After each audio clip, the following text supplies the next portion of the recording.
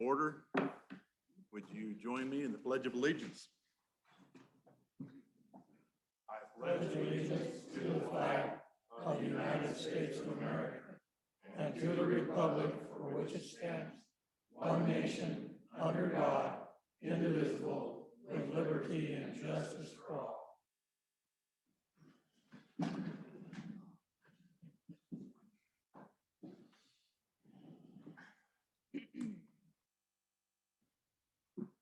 Okay, get a roll call, please. Yes, Councilman Rao. Present. Councilman Hunter. Present. Oh, you just turn yourself off. Mayor Rao. Present. Councilman LeBerry. You're all here. Hey, will you fix the screen? Here. Are we in compliance with our open meeting law? You are in compliance. We'll go to public comment related to items on the agenda below. In consideration of others who may also wish to provide public comment, please avoid repetition and limit your comments to no more than 3 minutes. Any public comment?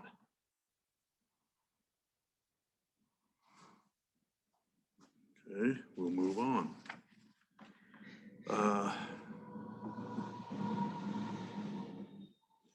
Approve or deny payments of the bills. So Steve, you can do them one at a time if you want, but we put the consent agenda so the council can approve the entire consent agenda at once. Obviously, I think you guys all got my email. Minutes are going to be tabled, so taking out the minutes, you guys can approve the entire consent agenda as one, unless if there's any questions. Move for approval of the consent agenda. I'll second the motion. Okay, we have a motion and a second. All those in favor? Aye. Motion carries. Okay. Approve or deny meeting minutes for 5/6/21 and 5/12/21. Steve, that just approved the bills, the minutes, and the two business licenses. Approving the consent agenda, approved Oh, everything okay, in there. okay, all right. All of that's in there then, okay. Does Mr. Ellis Mayor, have anything? can I have a comment about the Ellis construction? Yeah. Or are we gonna have him come? I mean, I've met Mr. Ellis a couple times and he's pretty generous gentleman. He's donated things here to the community for the schools and whatnot. So I think it's a great idea to approve both of his business licenses, the construction company and the Ellis Electric. I think it'd be both a needed asset for the community. So thank you and welcome aboard. I got one comment. I worked for John for 5 years in Vegas, so it's a good company. Any other comments? Okay. Public hearing. Discussion of fiscal year 21-22 budget. So this is just the public hearing portion of it. So this is, right, just the opportunity for the public to say anything. If there's anything that the public would like to discuss, this is the opportunity for that.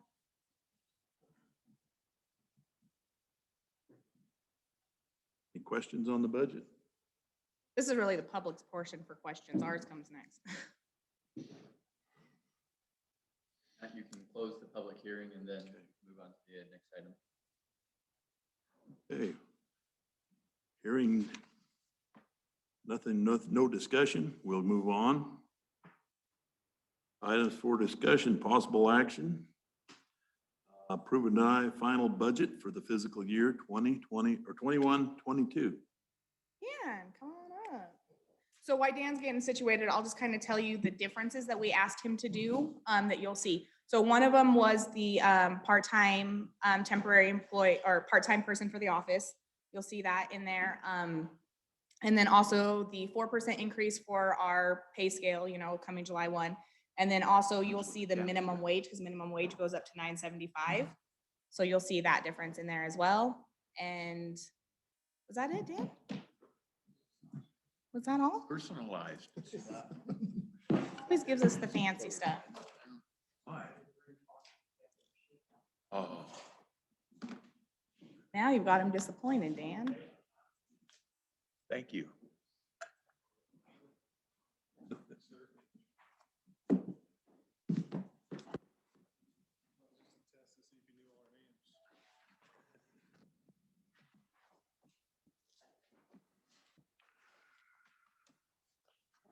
Yours is at first lost.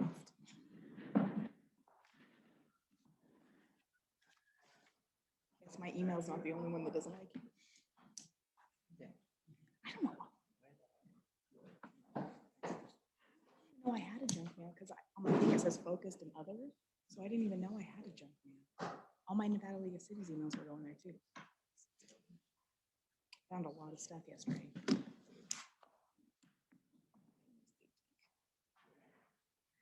Okay, yep, Been announced me and, yep, and I've announced the only things I have to announce, so it's all you. Take it away, buddy. all right, so, we met once before, talked about the tentative budget.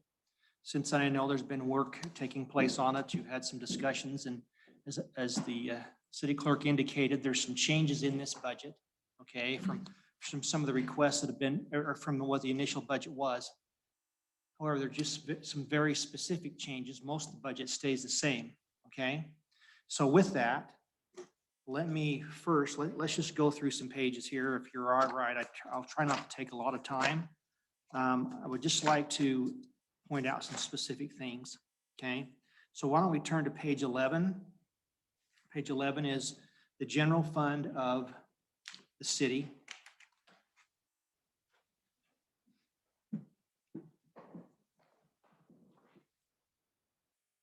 So a couple of things to point out. So initially, property taxes, they're basically, if you look at the far right-hand side, you see column 4 and 5.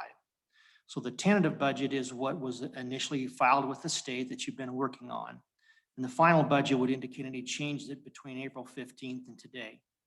If you notice with the revenues, there's basically no significant changes in revenue with the exception of one item. You follow down, it's about almost halfway down the page. Under intergovernmental, there's one line item in there. It shows grants, $100,000. Okay? And that grant money is anticipated COVID-19 money that's put in the budget.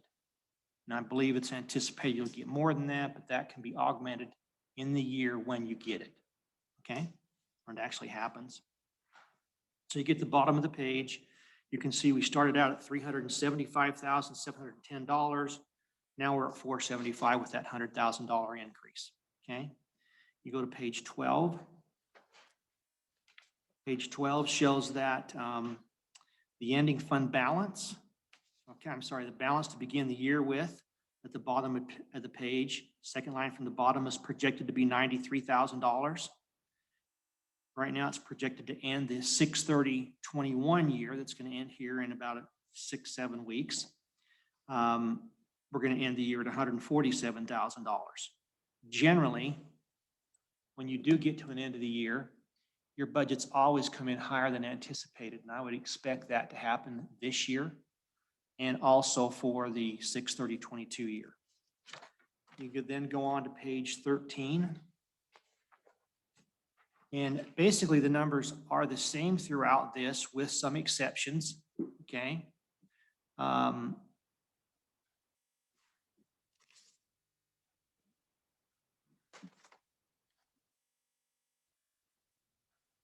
Oh, that's right. Okay, I should take a different approach here.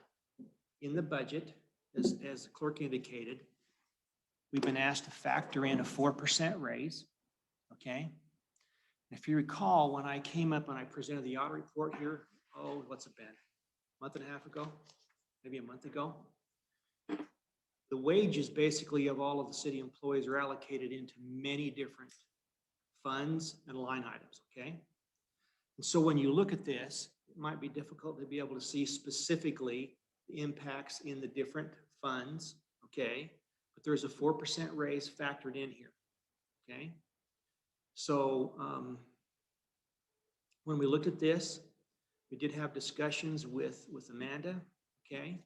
We had discussions with Grant about this, okay? And how to sprinkle those employees between the different functions, okay?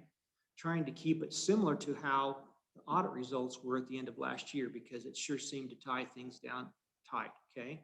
Which when we do that, it does cause a few problems in a fund or two that I'd like to talk about, okay? So the 4% is built in here, and then for those who are part-time, there's built in an increase of about 75 cents due to minimum wage requirements, okay?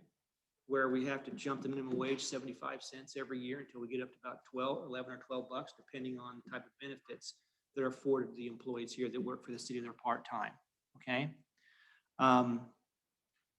I guess another thing that I do want to point out here specifically, and this is on page 14. On page 14, under Public Safety, Police Department, Contract Services. So if you look at the far right-hand side there, it's this is about just a little more than halfway down the page. You see there's a dollar number in there of $175,000 for the 6/30/22 year ending. This is the contract amount between the city and the county.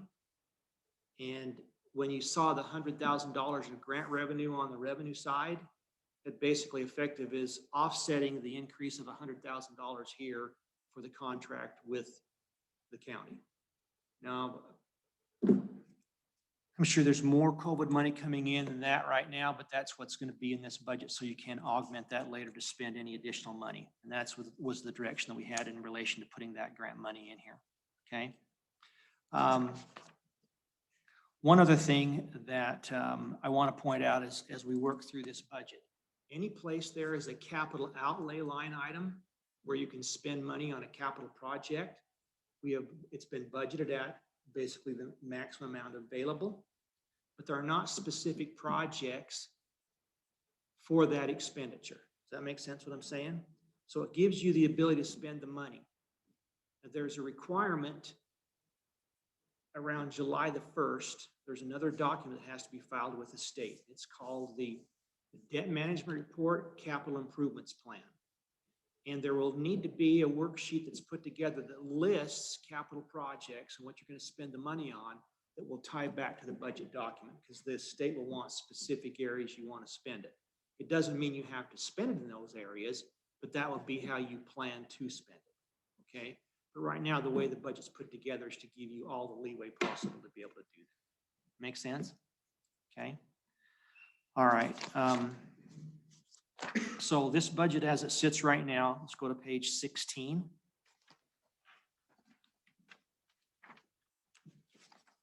Right now, the way the budget is put together, you go to about almost halfway down the page. I just want you to look at the expenditure numbers. So right now in the budget, there's an expenditure in here of $541,000 total expense. You look at the column number 3, 6/30/21. So you see 304,000 was the budgeted expenditures there. So there's additional money in here, put in here, planned to be spent, with probably the largest increase, the sheriff's contract, but you've got an offset of revenue to handle that, okay? So that you're aware of that. So if you get to the bottom page on page 16, okay, balance of $21,809. You see where I've got that number? Okay. So you can see where that's at. So it does drop the fund balance from the projected fund balance of 6/30/21 of 93,000 down to 21,000. But that's assuming you spend every dime that's in here to be spent, which I doubt you normally ever do. I got a question, Dan. Yes. That 21,000, will that be below the amount that the state will allow us to have an ending budget? You know, and it's funny you say that, because I was just to run the calculation right now, expecting that. That's a good question. Okay, so.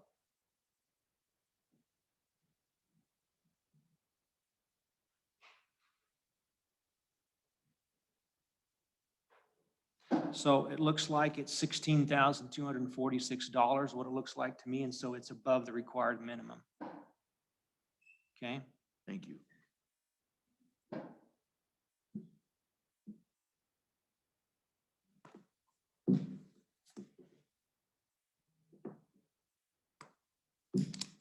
Okay. The next page, room tax.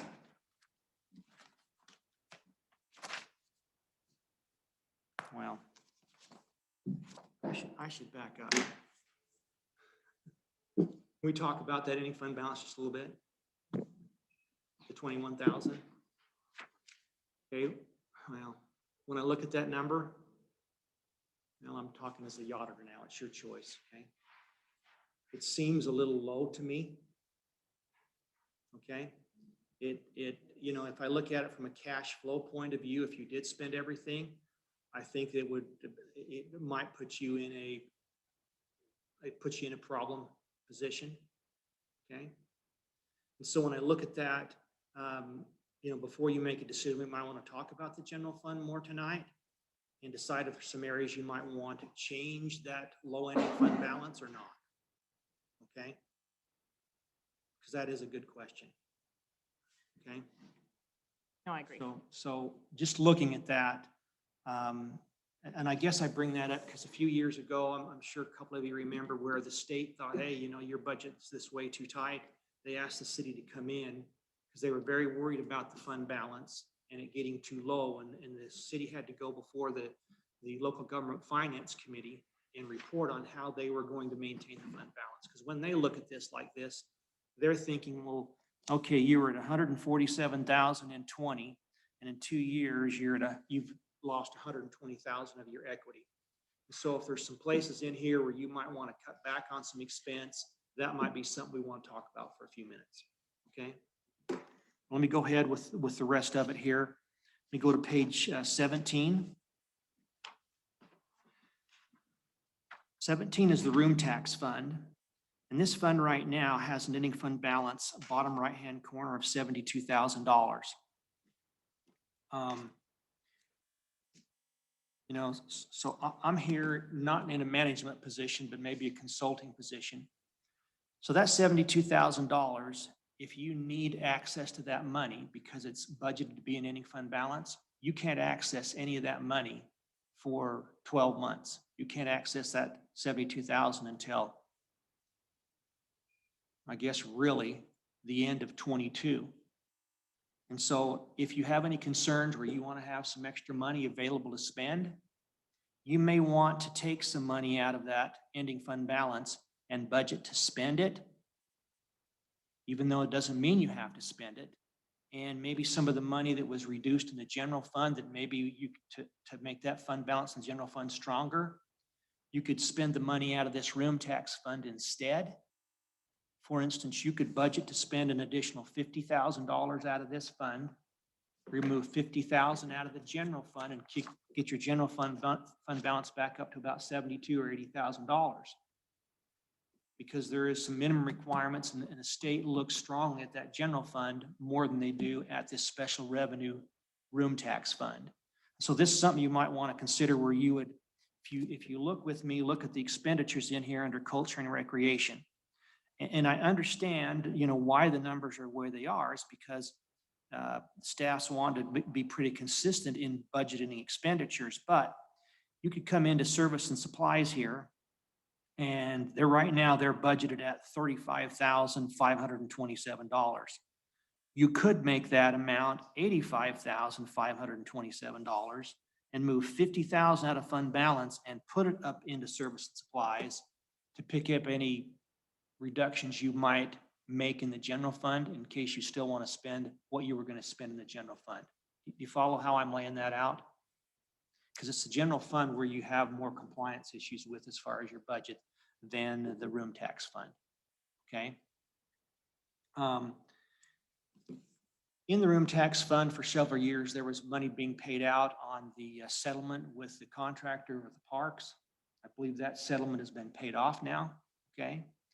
There is money that's come out of the room tax fund where there's been transfers to Parks and Recreation. If you look at this, this is about almost towards the bottom of the page. It's the third line from the bottom. You see operating transfer out Parks and Recreation. $2,000 in 19, $30,000 in 20, planned for $30,000 in 21 and $30,000 in 22. So what's routinely happened is to make sure that the parks fund stays solvent. There's been money coming out of the room tax fund to support that, which makes sense. Parks generate additional room tax in the city.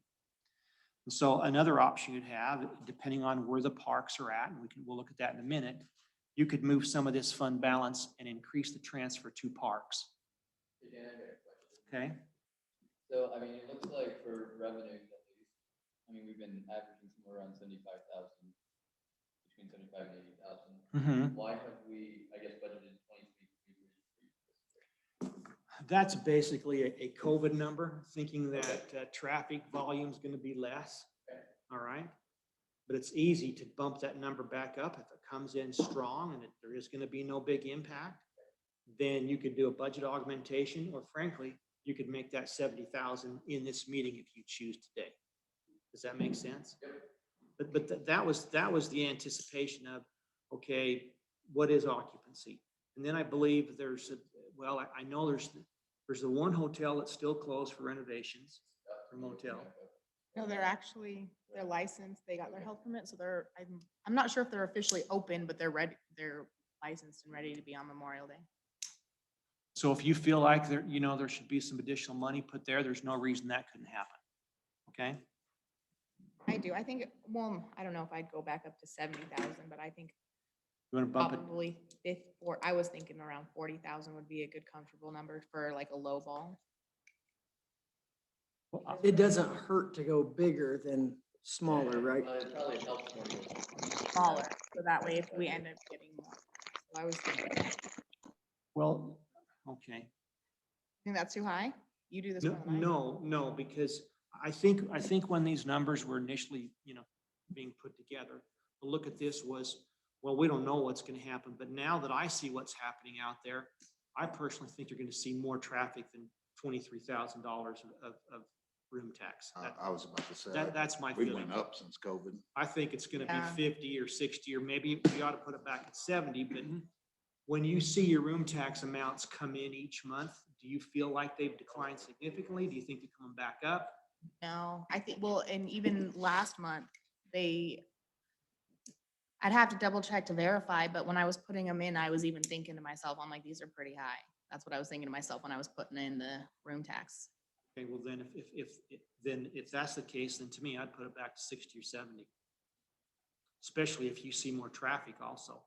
Yeah, I mean, It sure seems like a lot of people who want honestly, outside of maybe the first month of COVID, way back. Do you want to do that? I think 70,000 is a good number. That's what I was seeing. I think Okay. that's a safe number. You want to go to 70 then, or you want to?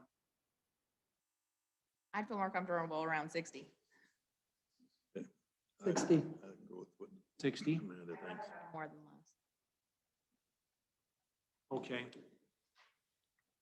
Well, then let me say something different about this fund then. So say we take it to 60, okay?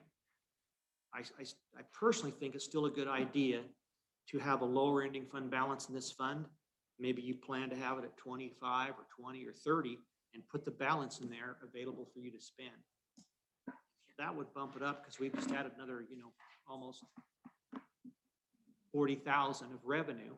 So what I'm saying is you could bump that service and supply expense up another 40,000. That'd put you to $125,000.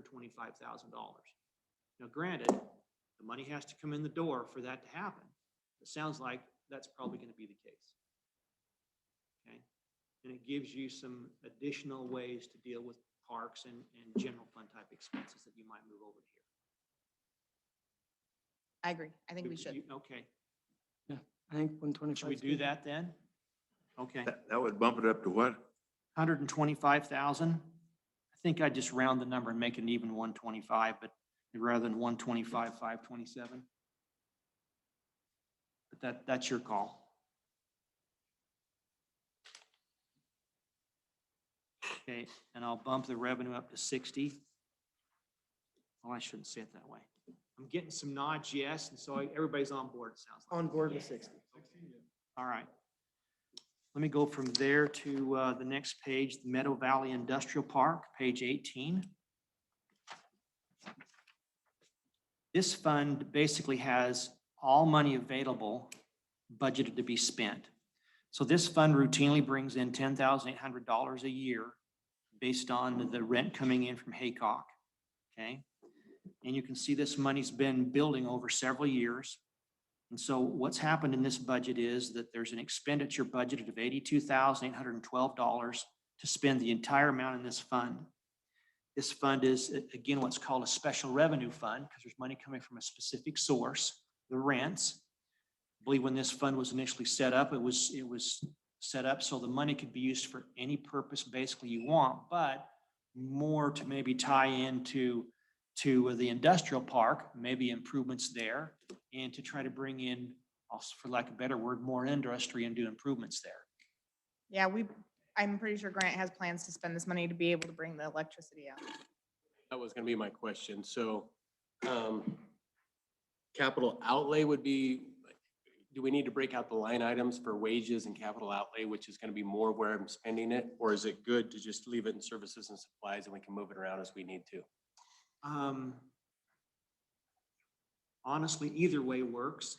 It's just a little more work if it's left the way it is, rather than break it out right now, because that means Amanda has to then come and do budget changes with you Gotcha. as it takes place during the year. So if you have some numbers that you might want to put in there now, you might want to break that out. Do you have a feel for it, or?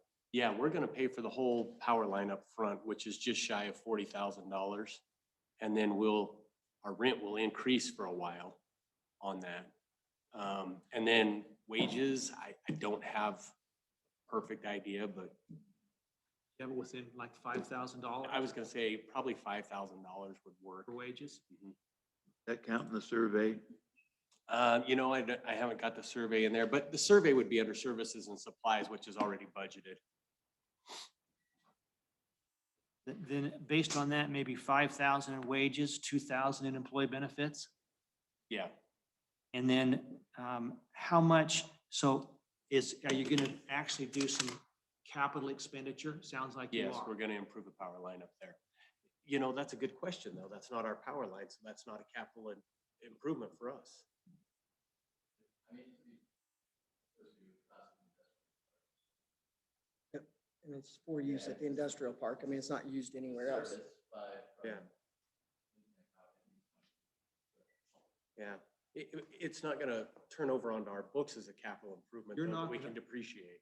So you're not gonna own that once you put it in. You're gonna make the improvements to it, but it'd be like I'm a developer and I do some improvements, and then you come and take over my development and you have all the improvements. That's what's gonna happen here. So probably surface supply leave Okay, it so there. it's good where it's at. All right. So then we'll just go in and we'll reduce the service and supply by the $7,000 for, okay? All right. Okay, let's go to the next page, page 19.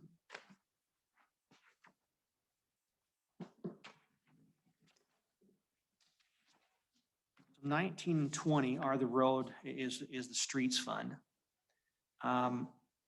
Page 19 basically shows the amount of revenue that's going to come in, and we've discussed this many times before where the revenue is just flat. It's just within $1,000 or so every year of the same amount of money.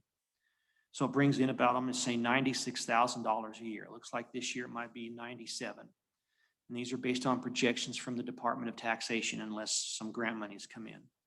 So total revenues available to spend are 97,000 plus at the bottom right-hand corner of page 19, there's a $27,000 projected ending fund balance carrying over from 21. So that means there's 124,517 to spend. You go to page 20.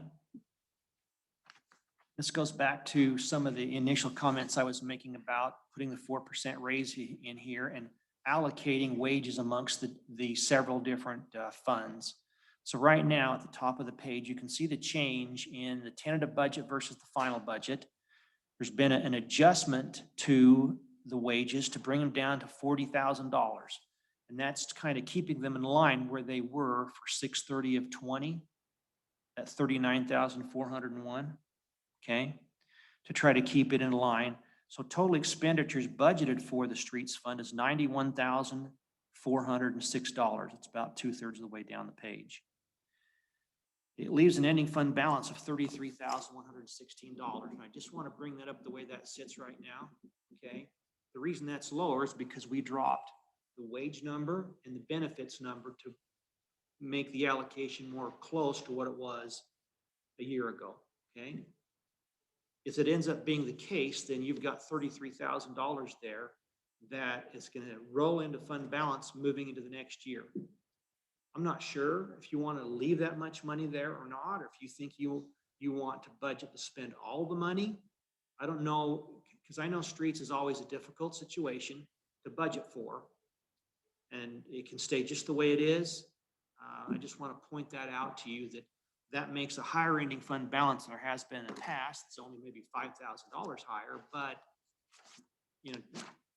One of my concerns looking at the current year ending, Mhm, and this is just in services and supplies, mhm. and this year's we're down about $1,000, but fuel prices have more than doubled. Oh, And a yeah, lot that's a of our good fuel point. expense is in streets.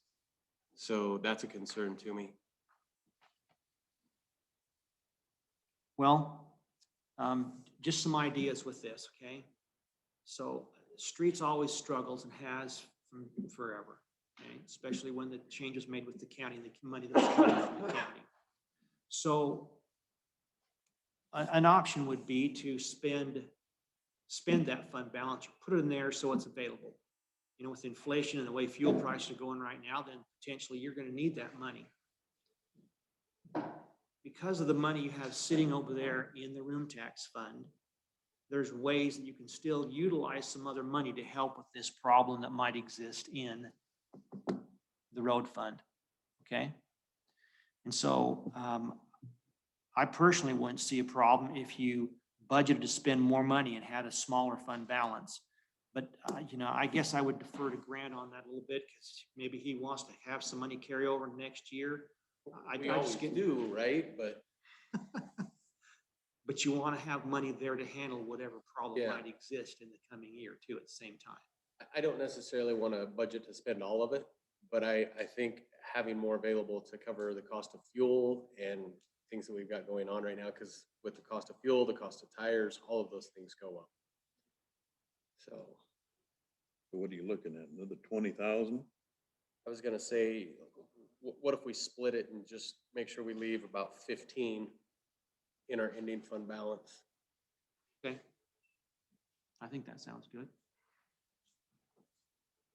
So we'll leave 15 even and we'll move the difference up to, we'll just put in the service and supply line item so it gives you the opportunity to spend it wherever you need it.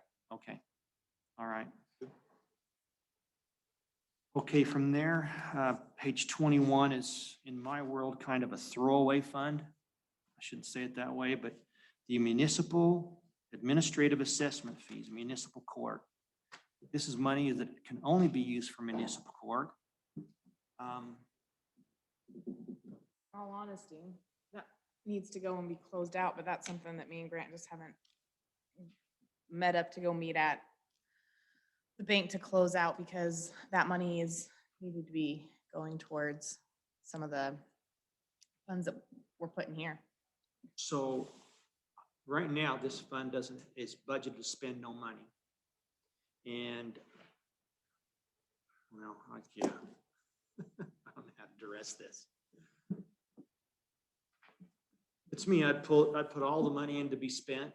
This is money that was generated years ago by the municipal court that existed here in the city. Now everything's on contract with the JP, okay? This money can be spent for things inside this room we're in, okay? All right? I agree. I would move the money up there to spend all of it. And I'm not, you know, this sounds like I'm just trying to get rid of the money, but I'd make it available. So if something comes up that you can use it on, to go ahead and use it. If not, this is just gonna sit here forever, okay? The only place this would be a problem is if, I don't know why the justice of the peace, why the Middle Valley Justice of the Peace would come and say, well, that's my money. Maybe I should defer to the city attorney. We talked to him before you put all of the individual. Okay, But yeah, no, I would move it all up to So service move and it all up and supplies, and then spend it? me and Grant will prioritize going to close out that fund. good with that? Okay, Now we just close that account out, that'll just disappear then? it'd just be gone. Where are Spend you the money. moving it to?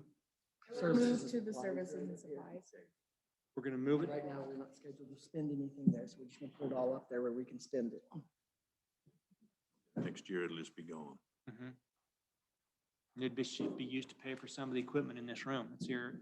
We talked about that last year. That's what we did. We're using it for, in last year's budget, we were planning to do the same thing. So it's just rolled over, so now just, you know, you guys can get together and make that happen then. Okay. All right, then, page 22.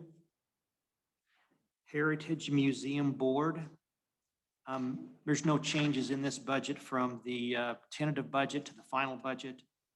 All the money that's available to be spent, assuming donations come in at the budget at $1,500, it may or may not. You can see at the top of the page, you can see in 19 donations were $996, and 20 was $288. 1,500 might be too high of a budget, but the issue with this fund is that if the money's not there, you can't spend it no matter what the budget says.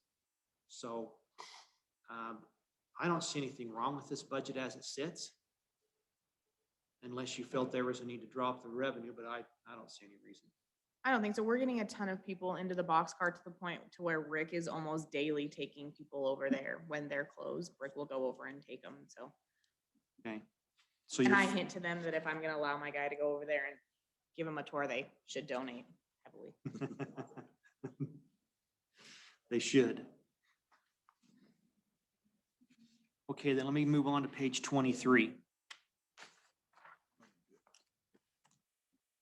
Recreation. So 23, the Parks and Recreation Fund, I'd just like to spend a few minutes on this because this is a fund that sometimes, what's the word I want to use, needs some love, okay? It's my understanding the pool's going to open up this year. Is that right? Okay. So if you look at the pool, you see, I'm sorry, I should start at the top of the page. Swimming pool revenues budgeted at $2,000 for fees by those who are going to come and use the pool. You can see the prior history, $2,000, it looks fine to me. $38,000 is the park's fees that citizens pay to maintain the park. So there's total revenues coming in of $40,000. The next line down is a $30,000 transfer from the room tax fund. Okay. There's an anticipated carryover of revenue from 6/30/21 of $33,000. Now, if that doesn't happen, okay, based on the way the budget sits, meaning if more money gets spent in 21 than anticipated, and the revenue doesn't come in as anticipated, there's still enough money to cover a shortfall if the beginning fund balance is not that high. There's expenditures. If we go under culture and recreation, you see pool. So you can see that there's anticipated costs with pool being, I'll just say, capacity hours, full capacity, $16,500 versus $15,000, the tentative budget. That goes back up to increasing due to the minimum wage requirement increase, okay? And then let's go down to service and supplies. Okay. One of my concerns is I look at service and supplies, you can see they're broken out into several categories, but I look at the fuel line item of $2,000. That's propane to heat the pool with. Probably gonna be There's a higher. natural gas. It's propane, isn't it? So that just concerns me a bit. Propane actually has gone up in price. And I'm thinking, you know, maybe $3,000 or $4,000 myself, but you'd have a better feel what you might think it would be. Well, the reason you look back here and in 6 of 20, that year we used $3,600. Yes. Last year we didn't use the pool, we didn't turn the heaters on. So that's where this year's looking like it's coming in at 2,000. So that's not reality then. So, I mean, that is reality, that's. Because we didn't use any last year. We filled it up last year and we didn't use any. Yeah, so. okay, so I understand what you're saying. We filled the tank. It cost us X dollars. We didn't use it, so it's still sitting there, but we're going to use it this year. So it's going to cost us far more than, Yeah. well, I shouldn't say far more. I just feel like that's something you may want to look at. I think 2,000 is too low if you're going to be heating the I pool. agree.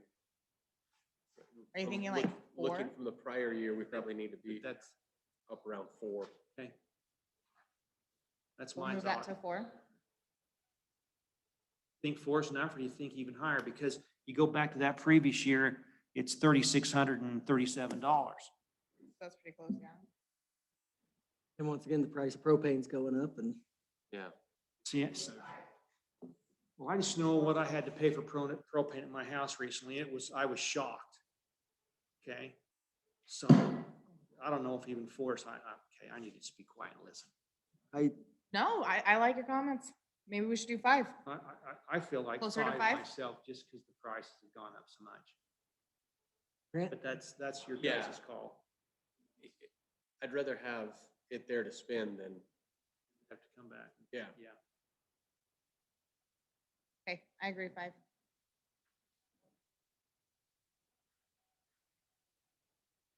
Okay, and then let's go down to parks, the next section down here. So salaries and wages are up again because of the wage increase I've talked about. Okay, 4% in the minimum, 4% raise and the minimum hourly rate, depending on the type of people who are gonna work part-time and they're full-time employees of the city, okay? And then,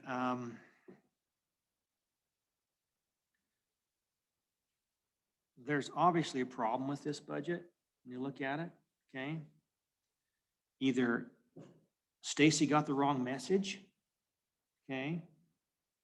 Or Stacy dropped the ball. I shouldn't blame, Stacy works for me, by the way, so she was here with Amanda yesterday, and so if you look at service and supplies, and I noticed this when I first got here, notice they're all Yeah. zeros, Yeah, okay? I don't know why that is.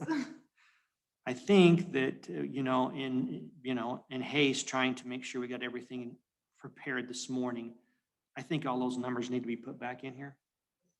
Okay? And I guess as I talk about this, this ties more, I think, with Grant and making sure there's enough in here to manage the costs for the park. So I feel like I'm putting way too much in my I feel likes in here. I would I like think to it's see- way too low. I was just gonna say, again, here we need fuel to go up. I think that number needs to be closer to, in my world, okay, because see, there's just 2 line items there, service supplies and then equipment fuel. And then that next line is service supplies, that's the total. Well, you spent $17,157 in 2020 and $8,900 in the prior year. I just think with fuel costs and things, that ought to be at least 10 or 12 or $15,000 I myself. think the cost of fuel needs to go way up and we need to have room in there for, I mean, I was just looking, I think we spent almost $400 recently just on weed spray. Mhm. That's in this budget, but there's gonna be more next year. and the pool supplies themselves, we just bought, I mean, the chlorine is 3 times the cost what it was last year for Yeah. chlorine. It's 3 times the cost. Because of that incident. Not a lot, because we never had to buy it because we realized it was Chlorine chlorine. and pool. That's what I was saying the other day when we were talking about it. You're very Dan, do you think expensive, 15 would be too low? too low. I think 15 would be too low, so Just seeing, we just dumped $32,000 at the youth center to open our pool. To buy the chemicals and stuff to open our pool, it was $32,000. It was expensive. So, I mean- 32,000 is what you said? Yeah, to buy all the stuff. It was the price of chlorine was 3 times higher. The conditioner was, I mean, everything was crazy. We were shocked at how, and they told us, you're lucky to get it. But it's because you're placing this big of an order that you're gonna get it. Maybe the pool won't open in 2 weeks. I don't know. You might, If you don't got the chlorine, it probably won't open because of that incident that happened in the south.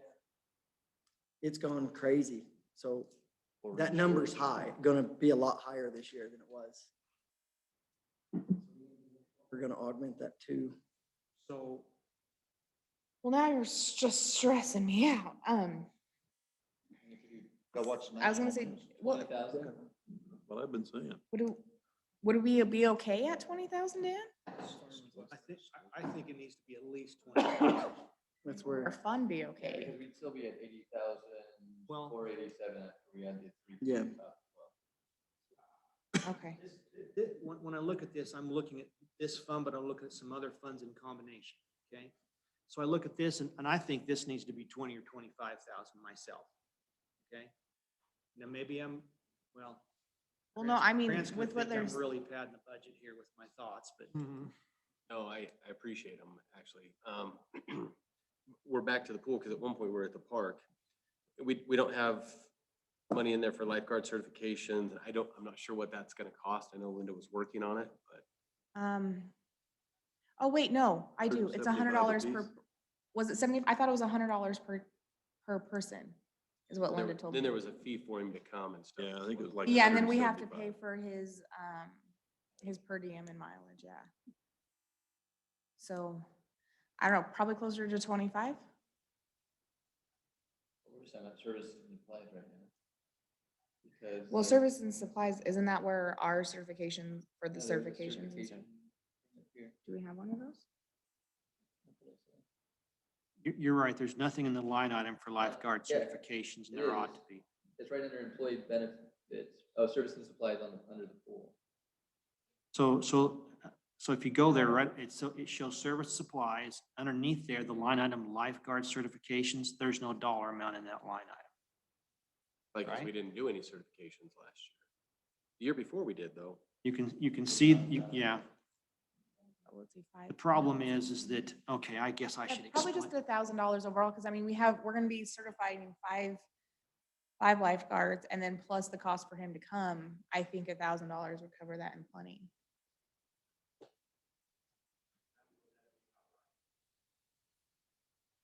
Let me talk about services and supplies under parks though. We do, but that answered this question. Thanks, Franklin.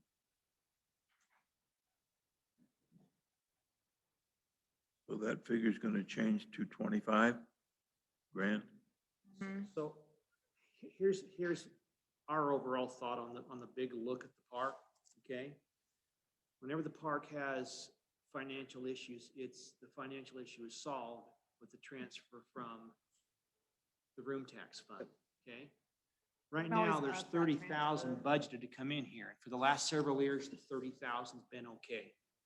Fuel costs are a problem. I'm gonna have to talk to you after about the chlorine issue. I don't know what happened. I guess I don't watch the news either. Oh, yeah. Plant, Yeah. but Just the ones in the south that burned up? Louisiana. Yeah. Okay, so there's gonna be no swimming this year then. Maybe we need to budget higher for the transfer out of the room Chlorine tax. plant, Yeah, that's why it's so expensive, even at the stores and stuff. that's why it's gone up. Gone up. Okay. Didn't even buy it. So if we- So what I'm saying is that there's a way to fund this if you get in a problem by pulling some, extra $5,000 or $10,000 out of the room tax fund. Because if you go back to that fund, you can see the money's there to do that with. room tax still funds parks and pools under parks. Yes? Okay. And so, all right, so And we already pulled extra out of room tax to go to the general fund. But we've still got enough in there that will be, The transfer's already there at the top. we're just adding it, so. But if we just add a little bit more to it. and we added more expense to the room tax fund, just as a service and supply expense. Yep. But during the year, if you need to put some money in here, you can go back to that budget and Amanda can come in and do a budget transfer and have you approve it to move it from service supplies down to transfer to the parks fund. It gives you that flexibility. Okay? Good with that? So we're doing the 25. So we're gonna bump that up to the 25, right? Under parks. Under services and parks, supplies. service supplies? Okay.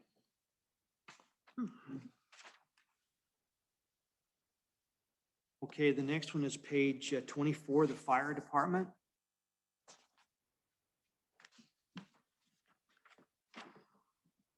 So the fire department,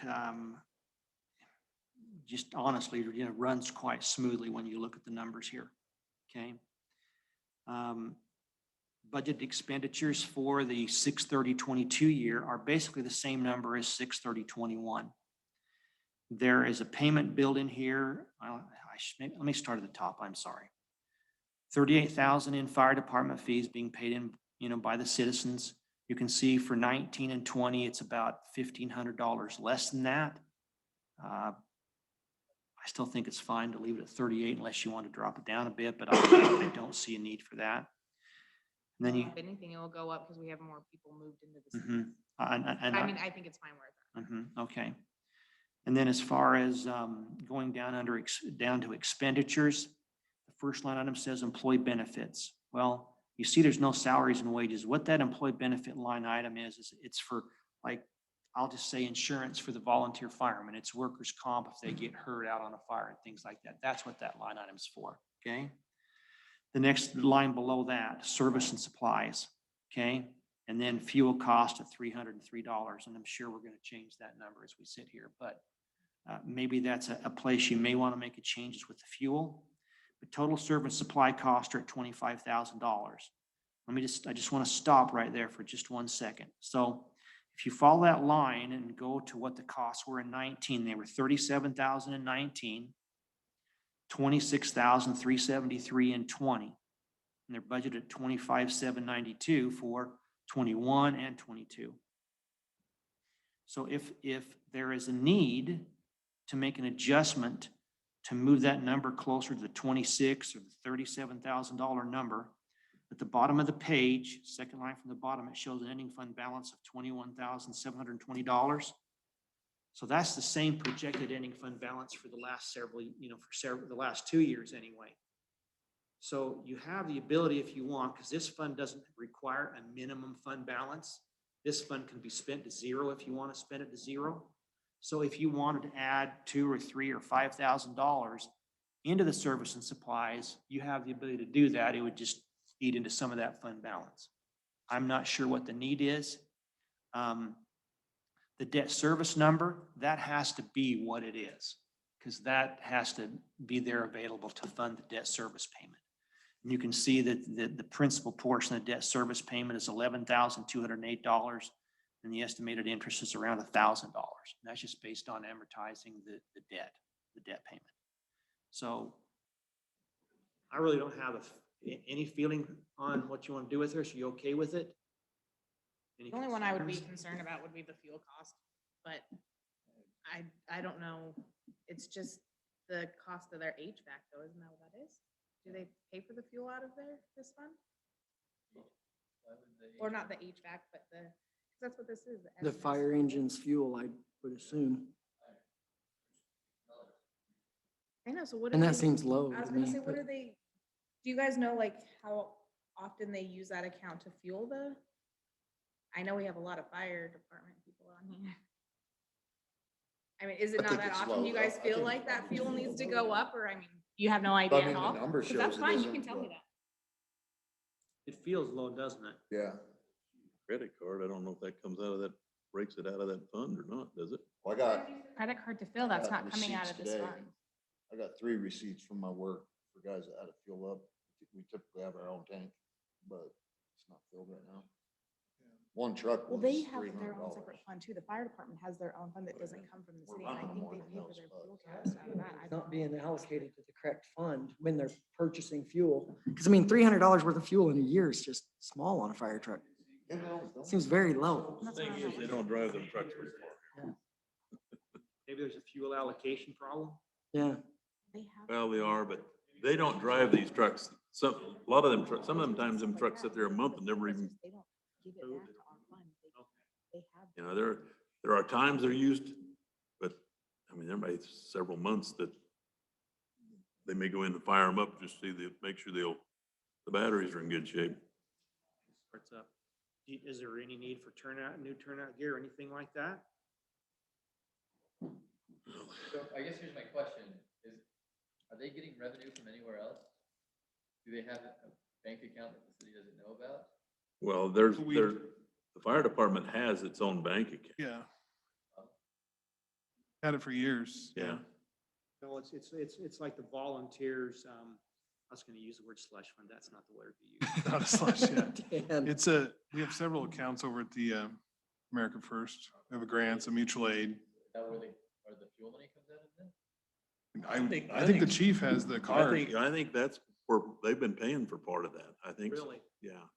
I think part of that money's coming out of there, because I know they use a credit card, and that's where that credit card comes from. You guys don't deal with that. Yeah, no, we don't deal with their credit, and I can So- tell you that we don't see any fuel charges from the fire department except for Do you guys have like a propane tank over there or something? Cause I mean, is that what you guys have? Do you guys have a propane tank over there? Do you guys heat? No. propane? Or is it all electric? Oh, yeah, it doesn't work. It's not operational. Back in the very corner in the parking lot. Have a propane tank. Okay. But I don't think that you guys. your Truly, fuel it's comes truly out of just a the budget. nonprofit, volunteer unit with self-sustaining. I mean, the breakfast and stuff we put on and some of the community events. I mean, we get a lot of donations from area businesses to help put on like the Easter egg hunt and 4th of July stuff. And yeah, we have some of our own accounts set up. And I guess that's probably where you guys. it's never really been under umbrella of the city. Now we explain why that expenditure is so low. Yep. because if you For the fundraising, things like that. And so this fund is more to, like we're doing right now, make debt payments for purchases of The truck and large stuff. pieces of fire equipment, things like that. I believe so, yeah. Okay. Then this, And this fund more fuels like the maintenance of that building too, because like when George calls with invoices, it's like for, maintenance type items on the building. We've this is put in, probably, we've put in for a large grant through this COVID-19 for updated air packs. And we have no idea where we're gonna get it, but it is quite an amount because they're all 50 million? expensive. So would that grant be budgeted under here if it came through? You'd have to go through the city, doesn't it? pays for it. Yes. Well, we haven't really sat down and discussed that yet with the city to see where we're gonna put that money and how much. Well, I think he's put in the request Yeah, for the Survive Air or whatever it is that we're getting. And I guess if we get it approved, then we'll go through that. have to By change the the way- budget. Dan, I think this fund is fine. This fuel fund is fine. You can leave it at the 303 because they Okay. have their expenditures. So I Okay, think this is fine. good. All right. The next fund, page 25, beautification committee fund.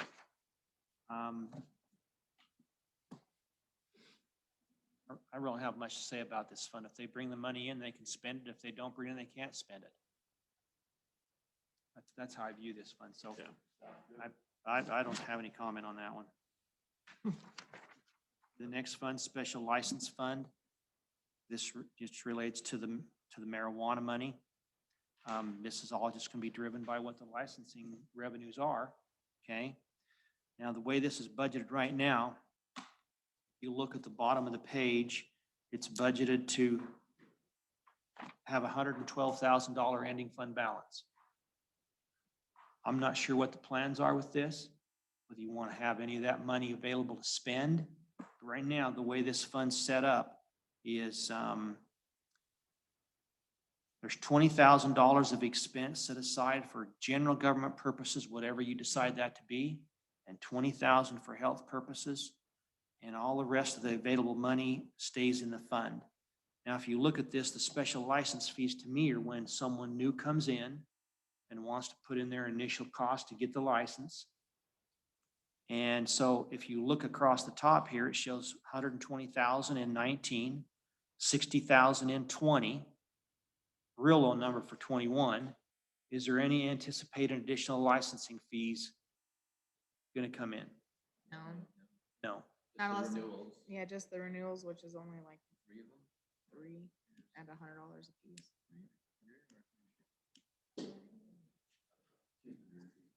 For each, yeah. Yeah, so it'd be We're only 2. talking about 600 revenue. So 1,200 is double what it should be then? Okay, so 200 a piece for 3, that's where you're getting to the $600. So rather than 6 licenses, there's gonna be 3. Okay, And that's consistent because we did have 2 right off the bat in 19.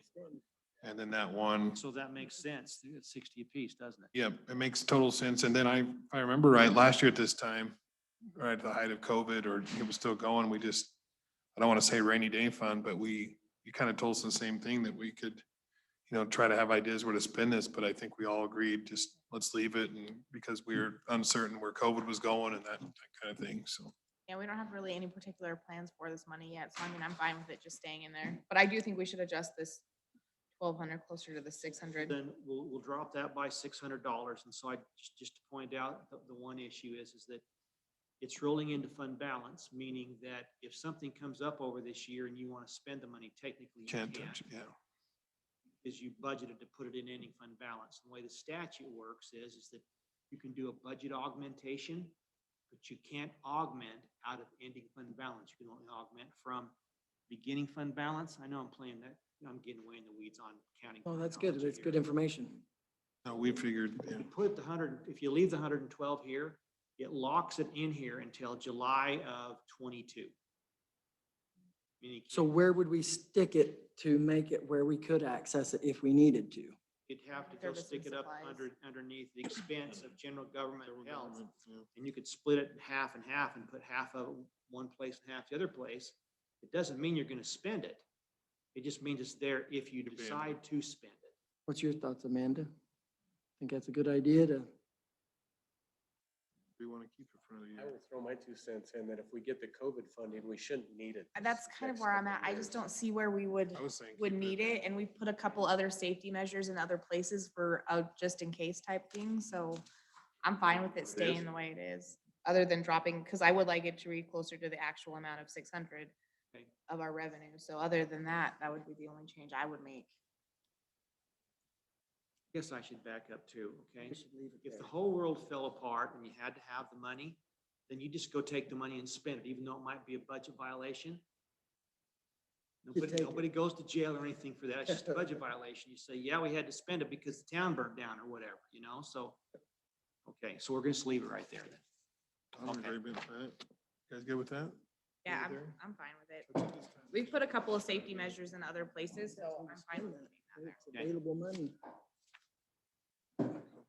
Page 27 is the marijuana oversight fund.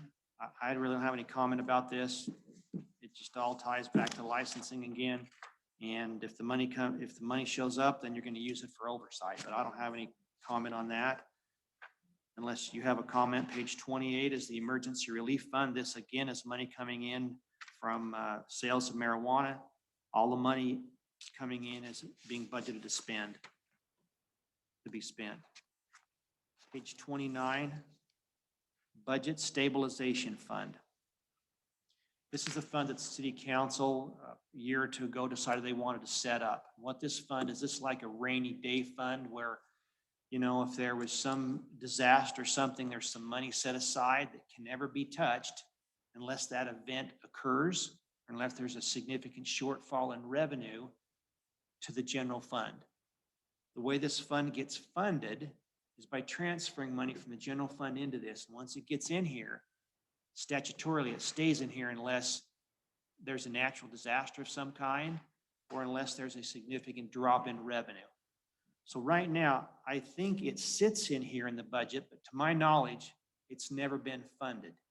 It's just a piece of, I should say, it's on paper now, but there's never been any money put in the fund. It's budgeted for you to put 10,000 in the fund in the year we're in right now. If you do want to put 10,000, you just need to direct Amanda to do that before June 30th in a meeting like this, okay? Dan, do we have another, what was the 4 funds that we put together? It was debt. Yeah, it was the debt reduction. Debt it was reduction. The emergency, natural disaster emergency fund. So that's this one though, No, right? no, this is a debt stabilization. Yeah. Budget stabilization fund. Oh, okay, sorry, that's where I Right. was getting confused. Could you pull the marijuana money that is for debt and put in there, so you actually funded that? Not debt, because debt's to pay down the debt. It'd have to be that emergency relief fund. Yeah, we that- have emergency relief fund, and so I don't have it in my comments file, so I can't bring it up here, but the money that I've received from the marijuana cultivations right now is around $11,000 because I broke it up. I don't know if you guys remember that spreadsheet that I sent out a little while ago. But it has, sorry, I'm just trying to go find it really quick. $1,000 in it right now. Well, not technically in it because I need to move it, but That was like 30 and then you broke it down. yeah, I broke it down for you guys. I'm sorry, I'm just pulling it up right now. So basically, it was the emergency relief total, would technically have $11,437.07 in it from the marijuana money that I've received so far. We received a total of 38,000 for that. So I don't know if that's something that we can move from. I just didn't know if we had two emergency relief funds, but this is the stabilization. So basically, let me put my eyes back on. So on page 28, the emergency relief fund, this fund is the one that's funded by the marijuana money. Okay, This is the fund. Page 28 is the one funded by marijuana money. As I recall, it was based on percentage allocations, if I remember right. yeah, so I we didn't were bring gonna that with do, me, but 30% to the debt, 30% to capital expenditures, 30% to emergency relief, and then 10% to the marijuana oversight. okay. So page 28 is where that money will go. Okay, Okay, and then page 29 is a budget stabilization fund, which is governed by the Nevada revised statutes. Page 28 is governed by the city council and how they chose to separate the money. Make sense? Okay, So this page 29 was done by NRS, it's an. and that's what it's regulated by, is by Right. NRS, not by the city council. Right, the emergency fund is regulated by you. Okay. Okay, And if we wanted to fund the NRS, page 29, we'd have to do that out of the general pull fund. the money out of the general fund, that's where it normally comes from. And then it would just sit here and never be touched until we, Never touched until that disaster happened. I think we leave it alone. Because we got another means the page before that, so. Right, so you have another option now that you got the marijuana money in there, so. And just because the budget's here saying you're gonna put 10,000 in, doesn't mean you're gonna do that. Yep. Okay, it's just there if you choose to do it. I'm on the budget stabilization fund now. oh, The emergency fund is pretty much when the money comes in, you have to do it, because that's what the city council decided. yeah, I was gonna say, I was just been allocating as it comes in. I just allocate it to those funds. Okay. So let me go from there. I'm going to skip a page. I want to go to page 31. So 31 is also special allocation of the marijuana money. And this is the capital projects fund where you're going to allocate a dollar amount based on the revenue that comes in to capital projects. And then from there, you go to page, sorry, let me get back here. Is it 35? Yeah, 35, thank you. 35 is another fund set up by the council to put marijuana money in for debt reduction. And the idea of putting the money in here is the money's put in, and my understanding is it's going to be spent on debt in the year it's put in here. The question, if we want to reduce expenditures out of the general fund, we could just substitute in anything of the debt reduction fund and not pay any debt out of the general fund. Do that. Okay. So just in case we need to, as we're talking about putting more money in the general fund. You can do that. So the emergency relief fund, the debt reduction fund, the capital projects fund are all funded by the marijuana money. So as it comes in on that ratio or their percentages, it'll be allocated to those. Page 30 is what's called a special ad valorem capital projects fund. This is money that comes in from property taxes. The county collects this tax. There's a 5-cent tax on every citizen inside the county. And then when that 5-cent tax is collected, then it's reallocated to the cities and towns within the county. This is your share, and you usually get, it's growing. It used to be $7,000 a year. Now it's up to $8,000 a year. The treasurer sends this. Does she send it to you quarterly now, or is it okay? So there's potential money to spend here of In this budget, it says $19,761. But if you spend nothing out of this fund in the current year, meaning the 6/30/21 year, there's 25,000 to be spent in the year we're in right now out of this fund. If that's not spent, it carries over into the 22 fund.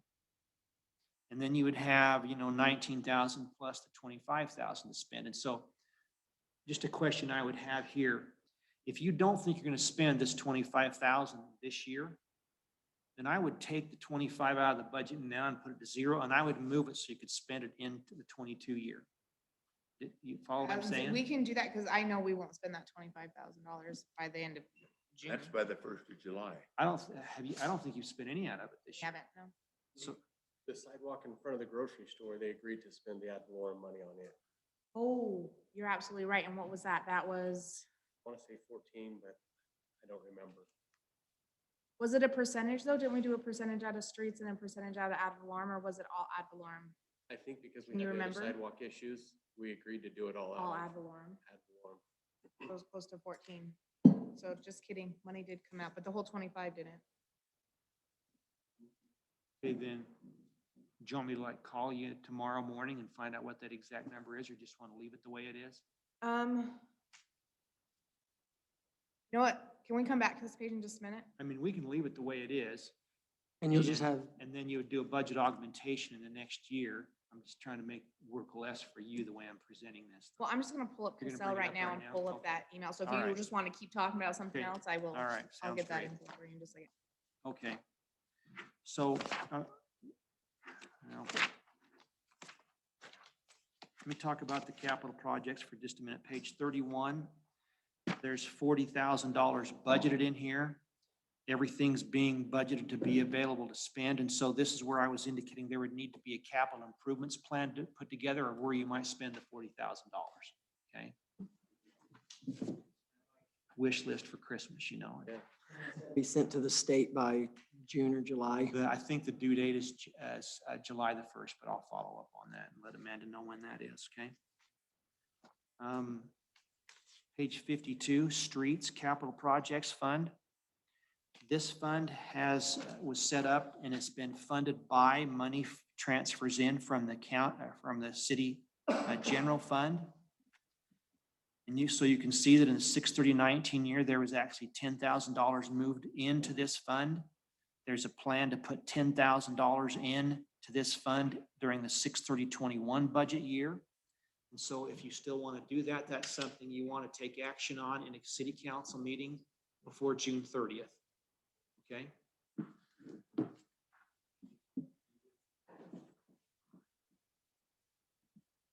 I agree. Sorry, I know. No, I should, yeah. I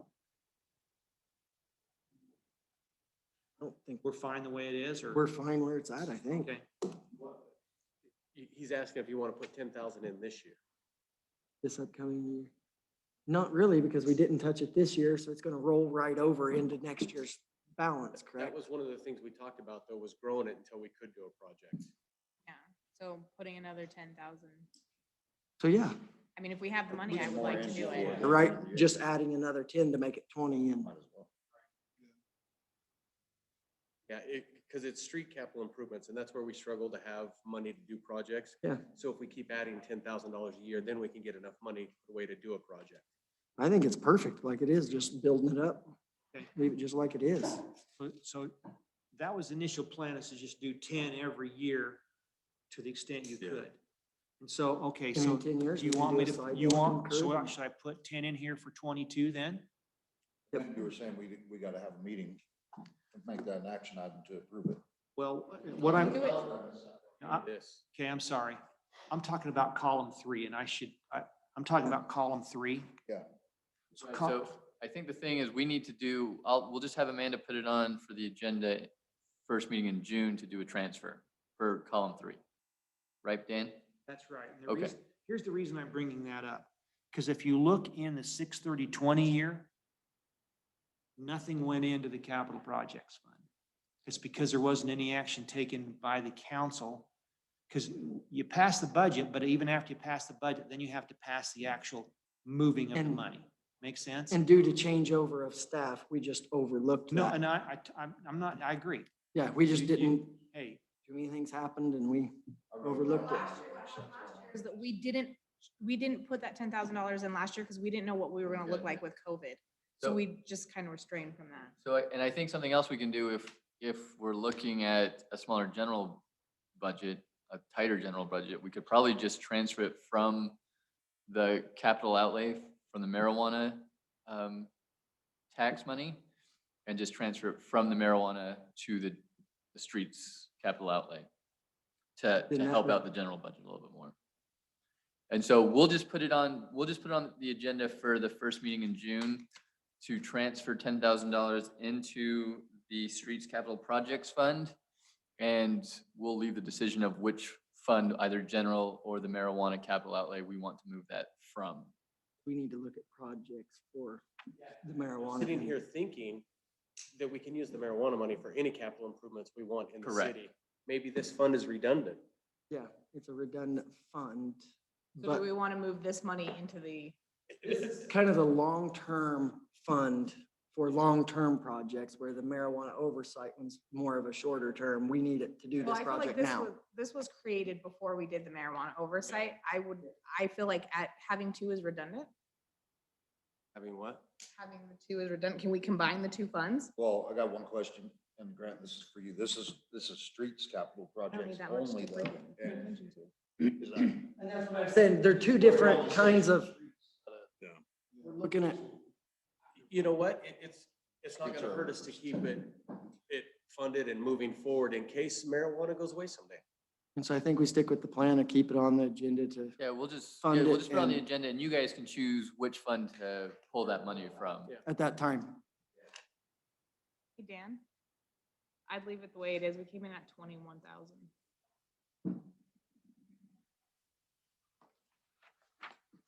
And then I guess the question also is for next year's budget, do we want to budget another 10,000 into that fund, correct? That's the next question.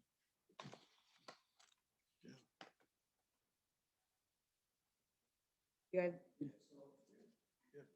Okay. I mean, I think, I think it's needed. I would like to see, we have the money to start building these funds for that, for the purpose of what we created them for. so, That comes out of the general fund though, right? That $10,000. They'll pick where that comes Oh, from. they'll That's what, pick- okay, that's why gotcha. we're putting on the agenda. for Sorry, I was reading. when the funds were set up, they were set up initially with the intent of moving money out of the general fund, because the general fund was doing really well, okay?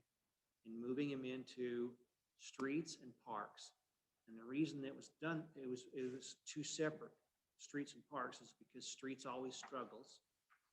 There was the intent to put money away in a capital projects fund for capital projects, because if you know, if you move money into the road fund from the general fund, then that money is available for any purpose. And if you have to do union negotiations, that money is now available for wages. If you put it into a capital projects fund, it's locked in for capital projects, and statutorily, it has to be used for a capital project.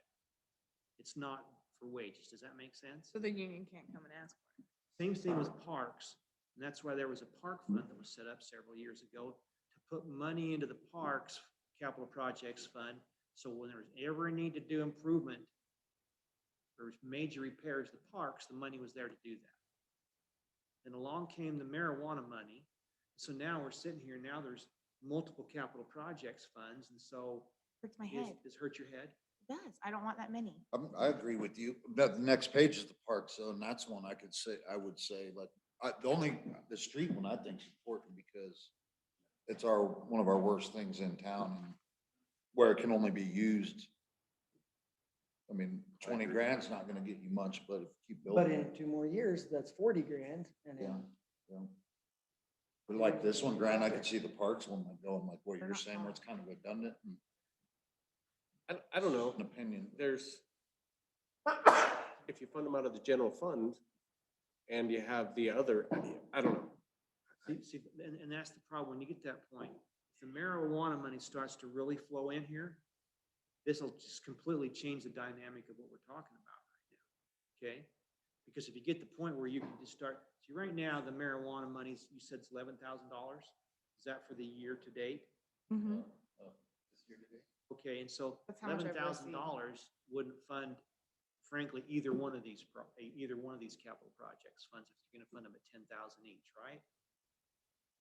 But as that money starts to come in at a greater rate, that just creates more flexibility for you, but, you know, it's, different councils looked at it different ways, and so I think do it the way that makes the most sense to you guys. Okay? If you know, free hurts your head. I understand, okay? Anyway, It's just a lot of money moving around and for the same thing, capital projects. Maybe that's just me. it'll work any way you do it. The intent is to lock the money in for roads or streets and lock the money in for parks. I That think was that's the how it ought intent. to stay.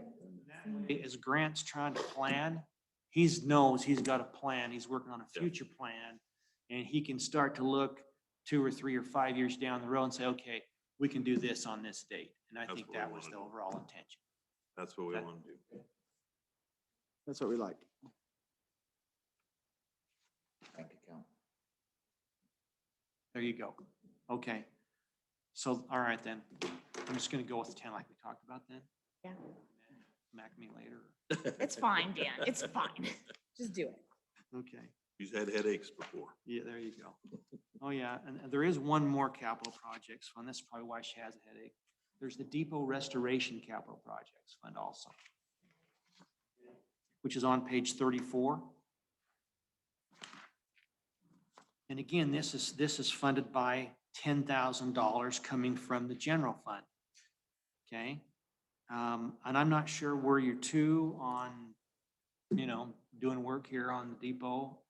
I don't know if you want to put 10 in here or not. There's going to get a point here where, well, yeah. Once all the work's done on the depot, it's done. What do you think? Do you want it? I mean, there's nothing in the budget. You can see there's 10 in 19 and 10 in 21. Do you want to do something with this or just want to leave it as it is, or what does it look like? I don't have a feel for this. So I'll let you guys know that obviously we received our third phase of the grant to do the outside. So we're sitting at, what, $1.5 million? Or, yeah, $1.5 million for the outside restoration. And then we've also been allocated, it's guaranteed to come to us. It hasn't came to us yet, but that 2 million up to 5 million for the interior that we're getting from, Las Vegas Water. So, I mean, there's money flowing for the restoration of the depot. So, I mean, obviously, this isn't something that we need to fund. We are gonna have to have a little bit of match money coming in there, there are some things that we have to fund, but luckily we can fund some of the things that CDBG needs funding for out of the other $2 million that we have, so we can match with other grants. If we So you're need saying to. it's probably not necessary this year to add any money to this fund and leave it alone. Yeah, 10,000 is not going to make a dent in 1.5 million. So But I think would the like it to make 1.5 it to million where, is on. Dan, I would like it to make it where we can spend it though, so if we do have match money coming, we can spend it. Which that's what they've got it scheduled to do. It's all scheduled to be the $21,079 that's here is all scheduled to be spent if we need to this It year. is. It's all locked. This money right now is locked in to be spent right here. And it can't move out of here unless you decide not to do anything on deeper restoration and then close the fund completely. Then you can move the money back out. Right now, it's earmarked for that. Okay? And we're going to leave it at 21, right? Technically, when we did like the. The county has a fund That. that they, I don't know, it's is just a in- grant match fund. It's separate. And we don't have anything like that, do we? Oh, it's $38. The closest thing to that would be like this depot restoration fund. If you had to have some match money for grant money that came in to do the restoration here, this 21,000 could be used for some of that match or the match. Would a grant match fund be something that we maybe should develop? Right now, I don't think so, only because the amount of grants that the county gets versus the amount the city gets, I probably wouldn't. At the county, I can see the need because they have so many grants, and with the city, it's very specific what you get. So I wouldn't do it. Right, thank Okay. you.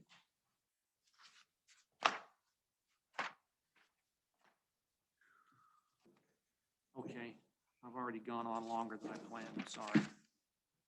We appreciate you. Let me take you to, I want to go into the utility funds, and there's just a couple of them. I'm not, well, let me take you to the one I'm most concerned about, okay?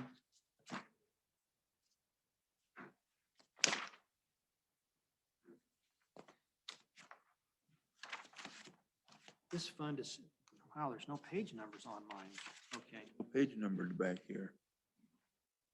Okay, so this is the waste. That's just great. So this is the page, it's after page number 40. So it's the one after page 40. And what's happened is page 41 is so long that it's printed on 2 pages. This is the solid waste fund. And this fund is something I have a concern with. So if you go to the actual page 41, it shows it has a net loss for the year of $39,000. Am I looking at this right?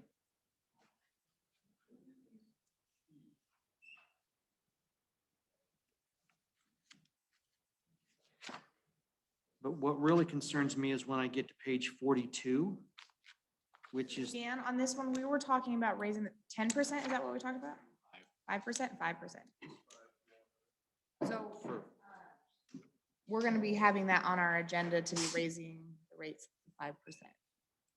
I probably should have started with this page first. This fund goes cash negative at the end of 2022 by $25,000, and that's what my concern is. Okay? And it shows that on page 42, bottom right-hand corner, it goes negative $25,000. So the budget really can't be submitted this way, going negative $25,000. Part of the driver of this is, and I know we've talked about it before, but you used to have, it's not the Forest Service, what are they called again? Forest Service. NDF. And you'd have some really inexpensive labor come and help, and that doesn't exist anymore. Their costs went up dramatically. And so that's caused the cost for,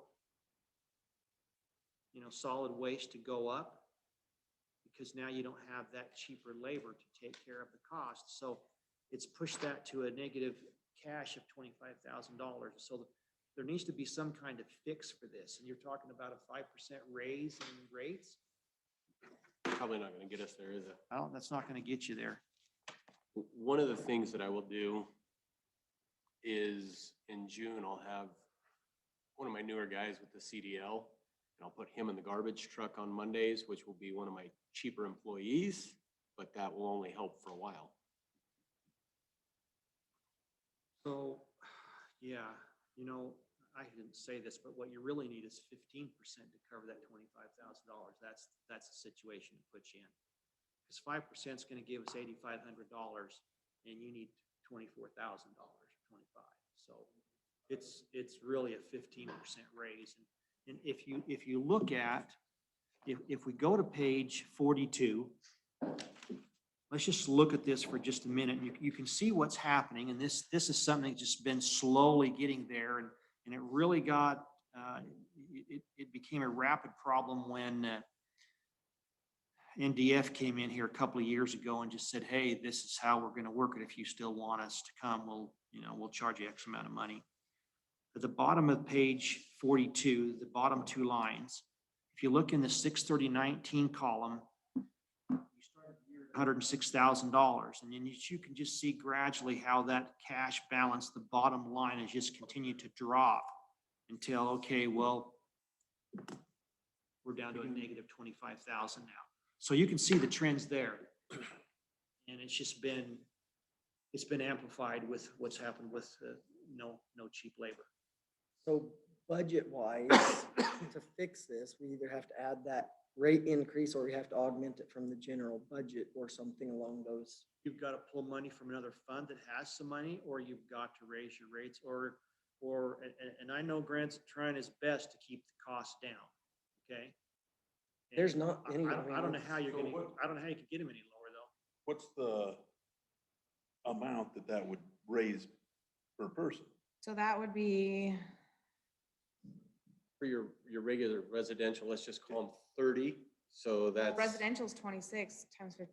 I'm rounding to 30 because I can do that math easy in my head. Oh, right? okay, gotcha. So that's $1.50 times 3, so $4.50 a piece $4.50, $5 a piece that it's gonna raise residential rates. going from. And that's just rough math. So basically going from like That 26 to works close good. to That's 30. good math. So. I mean, we discussed having to do that. Then we said, well, we go 5%, Yeah, but because we didn't know where we set that. we're just gonna have to do it, just keep going, going in I can negative. do, like I said, I can do some things internally that will save some money as well. But ideally, we can't, I mean, without raising that 15%, I mean, we're gonna just end up in the same. Yep. We're gonna end up in the same boat next year, being upside down in our budget. Exactly. I mean, that's a short-term fix to cut some costs right now, but long-term, we gotta look at, the budget can't sustain it. You've gotta do something to increase that revenue because that low man's wage is gonna go up every year and Great, yeah.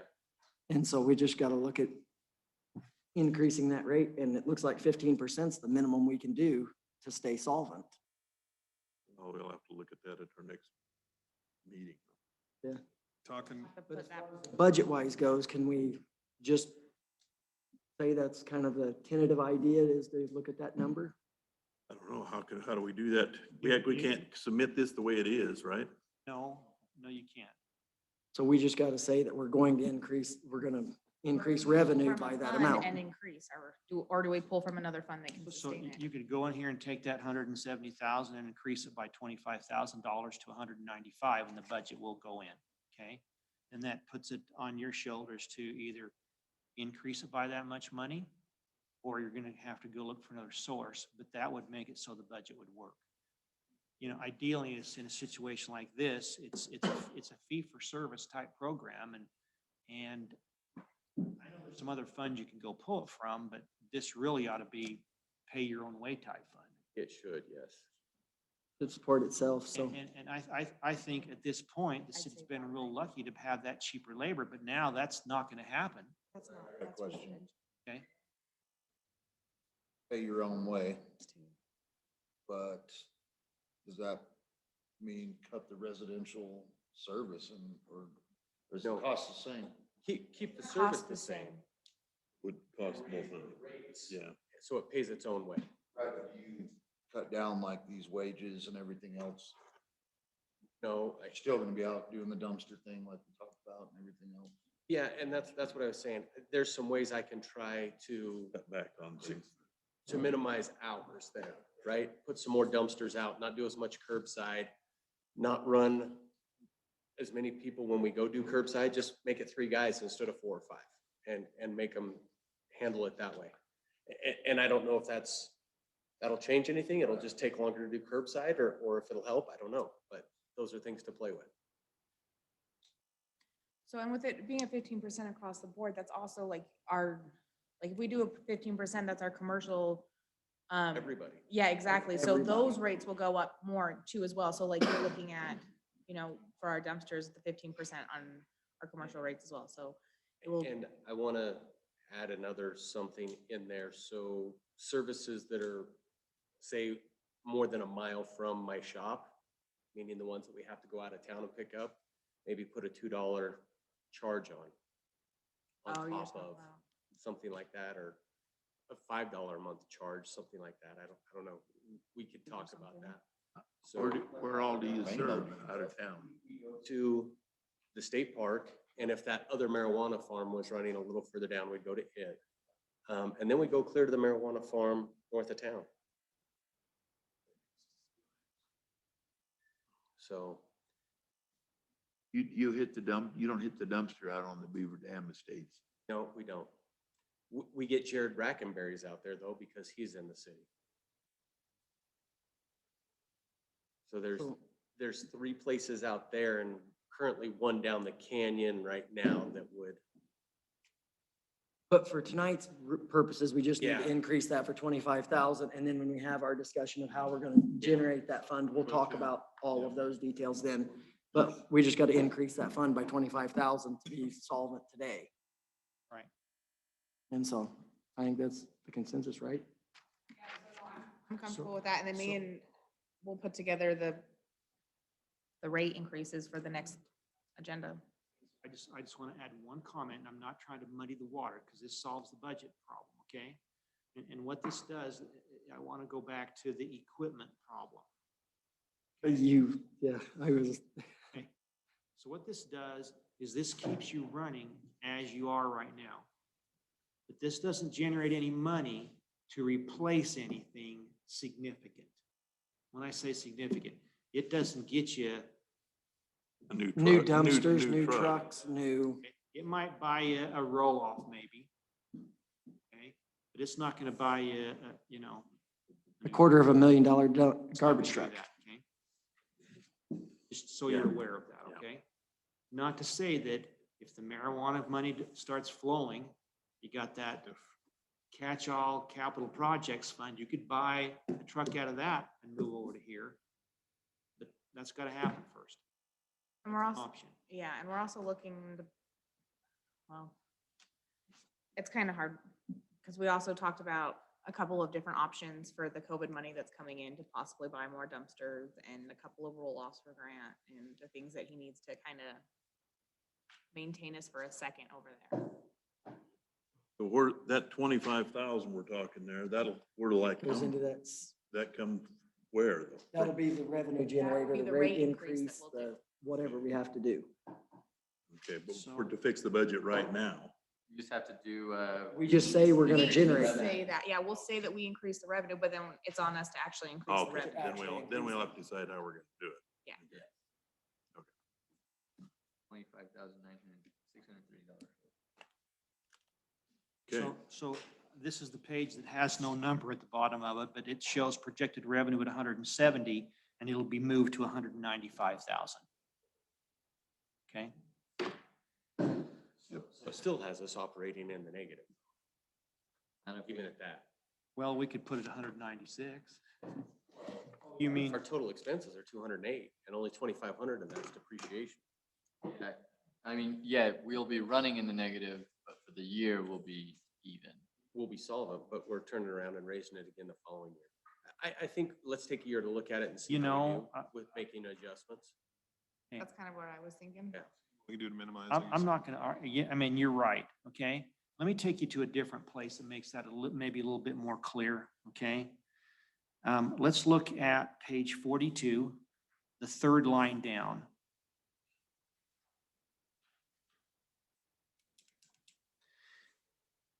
The third line down shows you net cash provided used by operating activities. I'm worried about the cash. And so in 19, you were 27,000 short.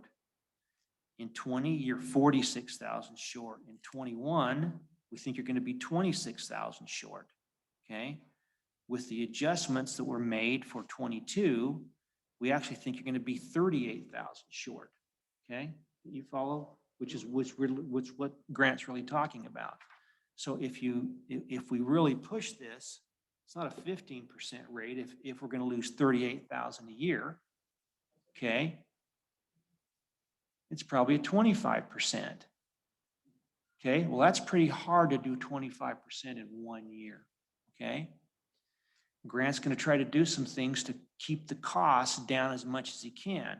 So maybe, so my, well, it's your call. I'm looking at 15% saying, okay, $4.50, okay, we can do that. I like going thinking- that route. I'm thinking $6 or $7. That just sounds pretty, that's a big hit to me. I like going that route. And then, like I said, rather than doing so much curbside, try and place some dumpsters strategically where we back off of labor hours by not doing so much curbside. And we run our curbside differently. I think, let's do 1 year and see what we get. Okay. I agree. Good with that? Yep. All right. But if you, yeah, I mean, I know we talked about this.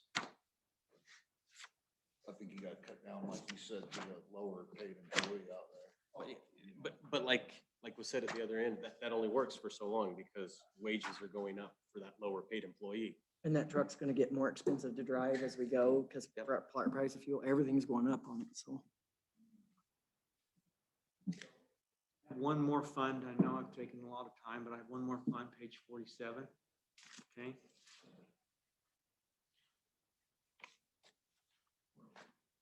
We'll talk about the building fund for just a moment. Not that there's, this is a fund that was created in 6/30 of 20. And I really don't have any concerns about this fund. It's just new. The 6/30/22 year will be its third year. And just looking at the fund based on projections, depending on how things go, this fund looks like cash flow wise, it's cash flowing fine on page 48. It's actually all driven by, the service revenue that's collected, the money that gets paid out to Ken and the money that's left over. But just so you can see this, how it's tracking. In 6/30/20, it basically generated positive cash flow of $5,249. 6/30/21, when we get to the end of this year, we'll see where it sits. But this is where these costs used to sit inside the general fund, but it was pulled out so that it was sitting in its own fund, so you could more clearly track it, see the revenues you're generating. And I don't know, Ken, do you have anything you want to bring up about it, or what I've covered is fine? No, we just have got a subscription going now with that fund for the ICC. Looking up stuff, we're doing it online now. We pay a subscription every year for that. Only $880. Yeah. And that's, How much is it? Only that'd be $800. more than offset by what we're still What you're bringing in. bringing in? Okay, so you'd be fine. Yep, it'll be solvent. So It's a lot of changes I made. I like it. we could just leave it the way it is. Okay, so I just want to come back to one fund. Just want to come back to the general fund on page 16. Trying to make that ending fund balance stronger than it is, okay?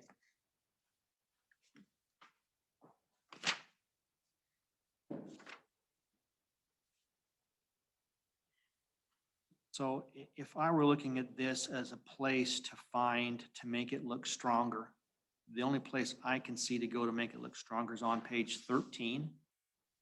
Okay.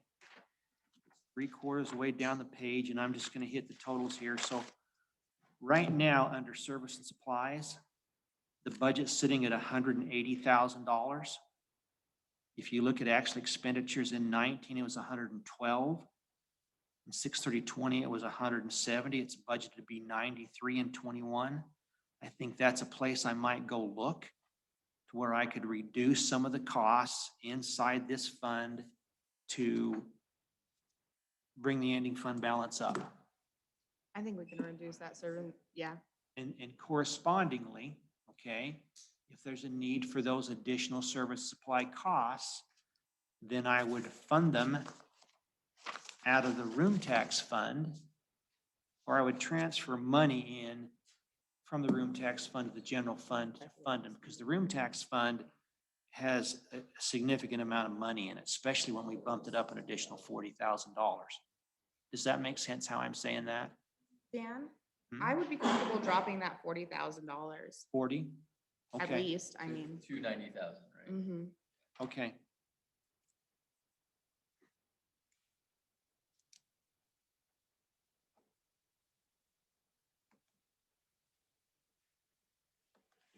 And then that would get that fund balance back up to where, so it's And- a little more stable. And this doesn't account for any of the COVID money. It was only 100,000 in the budget for, Yeah, 'Cause they we were only just- budgeted 100,000. Yeah. We're actually getting 900,000. and we're getting 900. So just like this, we could, Throw that in here. Probably the last hour I Was it spent way- with you wasn't necessary. Yeah. And also, yeah, so Franklin's right, it's 450 over the next 2 years. But that will also sustain the $100,000 from our sheriff's contract. So So only plan on having an extra 350. Yeah. I guess what she's saying. an extra The 350. sheriff thinks. And 100 of that is going to the sheriff's contract. And realistically, only 75,000 will come out of our general fund from the sheriff's contract. But you budgeted the 175 in here for the sheriff's department every year. Well, he only does 1 year at a time though, right? Yeah. So it's usually 75, and so this coming year, it's gonna be 175, but that 100's COVID funded. And then I think it's 175 the next year, that's again COVID funded. And after that, it After will it's go only to 100. 100,000. Year 3 is only 100, so. And that will be solely funded by the Yeah. general fund. That's only if you guys approve that tonight as well. True, it's an agenda It's on the item, agenda, yeah, right? assuming. So, that's, I'm done. There's some things I missed, or you want to talk about, or do you think we've covered enough? So then what would happen from here then is I'll go back and make these changes. I need to get a copy back up to Amanda because she's gonna have to hunt you all down. And because once we make those changes, then she's gonna need your signature on the cover page. And is it okay if we approve this with changes tonight, right? Okay. And then we'll get this back up and she just needs to get it in the mail to state by the 31st. So let's just say a week from tomorrow. Let's plan for that. Yeah, so I'll just be emailing you guys as soon as I get that to, but you guys are all pretty good. The only one that I'll have to track down too hard is Joe. Okay, well, Around. It's 3 of the 5 of you to sign it. Majority. Sorry, that's a Franklin decision, not mine. That's a legal issue. 3 of the 5 is good with me. That? I was just saying 3 of the 5 is good with me. Approve the final budget for fiscal year 2021 and 2022 with the changes made this evening. Discussion I'll tonight. second that motion. Okay, it's been moved and seconded that we approve the budget for 2021, 2022 with the changes we've discussed tonight. All those in favor? Aye. Motion carries. Thanks for your time. I appreciate you and Stacy even more. Now, you need these back so you can, No, I'll keep them. I'm not gonna lie, I'm stealing his binders. you can change, make the changes in them. Nope, I'll take them. Then you'll make the changes and I'll steal his binders and keep them forever.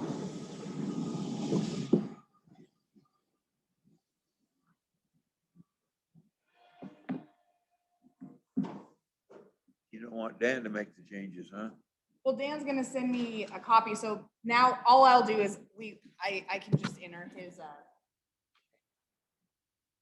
But then we won't have a copy of it other than digital. No, I'm just gonna make it so I don't have to buy new binders. I'll print it out and put it back into these binders so I don't have to. Good deal. I'm just using.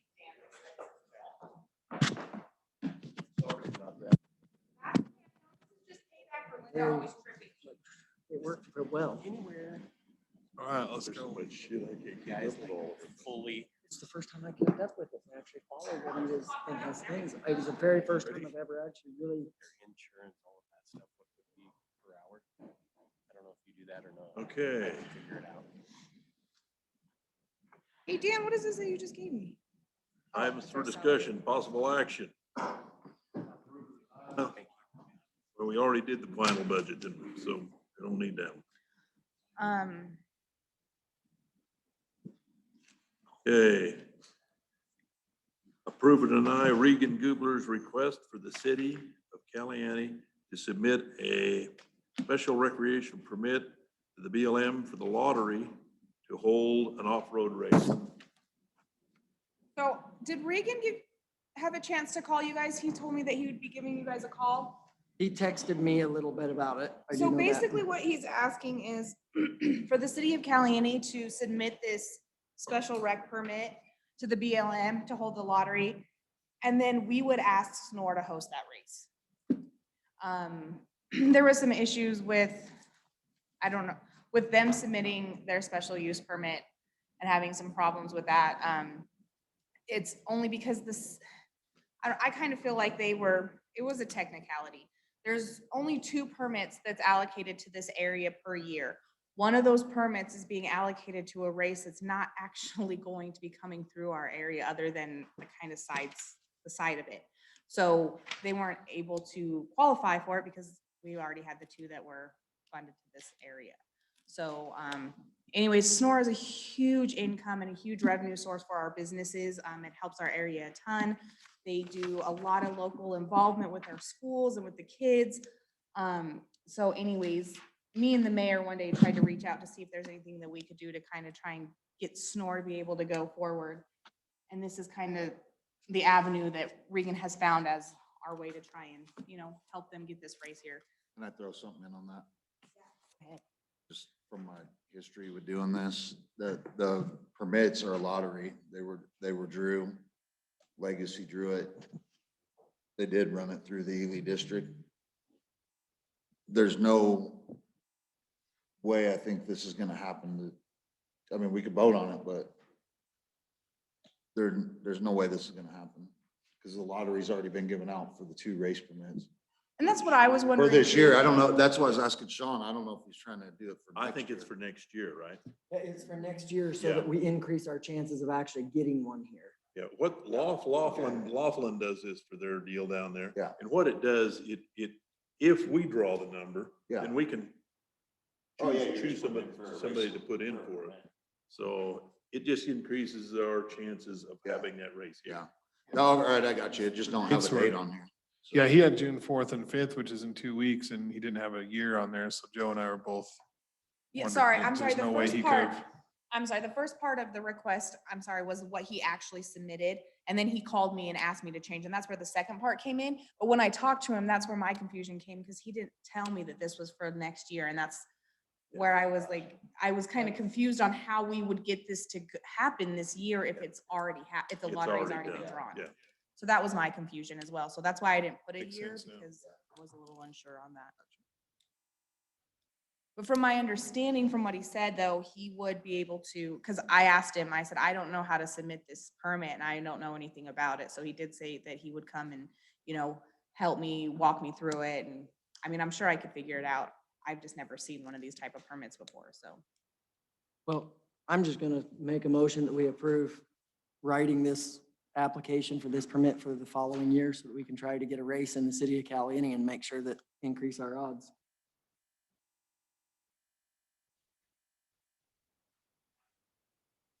I'll second the motion to approve Regan's request for the city, I guess, to put in for a permit Okay. for the lottery. Okay, it's been moved and seconded to approve Regan Gubler's request to submit a special recreational permit to the BLM for the lottery system for rough road racing. All those in favor? Aye. Motion carries.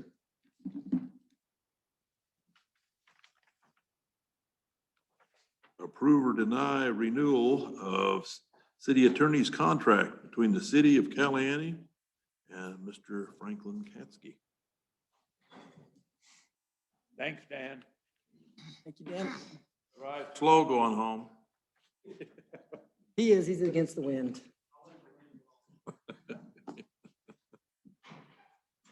Happy to answer any questions. Just my contract is up end of next month. So, Is there any changes in it at all? I did make one minor change. The minor change that I made was the requirement to have my office in the city of Caliente. And the reason why I did that is because I've heard rumors that my office complex might be sold. And so I just didn't want a requirement that I have to stay in Caliente if I can't find anything. But But there's that- always offices at the city depot that Yeah, you can rent. right. So I kind of look at it and say, you should stay in there. I think you should keep you here. Enough room, but I don't know. If you guys want that in the contract, that's fine. I just don't know exactly where I'd find offices that'd be large enough to handle the caseload I have, I guess. It's pretty easy to contact. I'm not. We will find you an office. Sounds good. I mean, I'd like to stay in Caliente. I think most of my clients, yeah, best location is here in Caliente. Easiest location is here in Caliente. Move for approval of the The- contract. I did with the have one. City attorney. Why don't you have it there?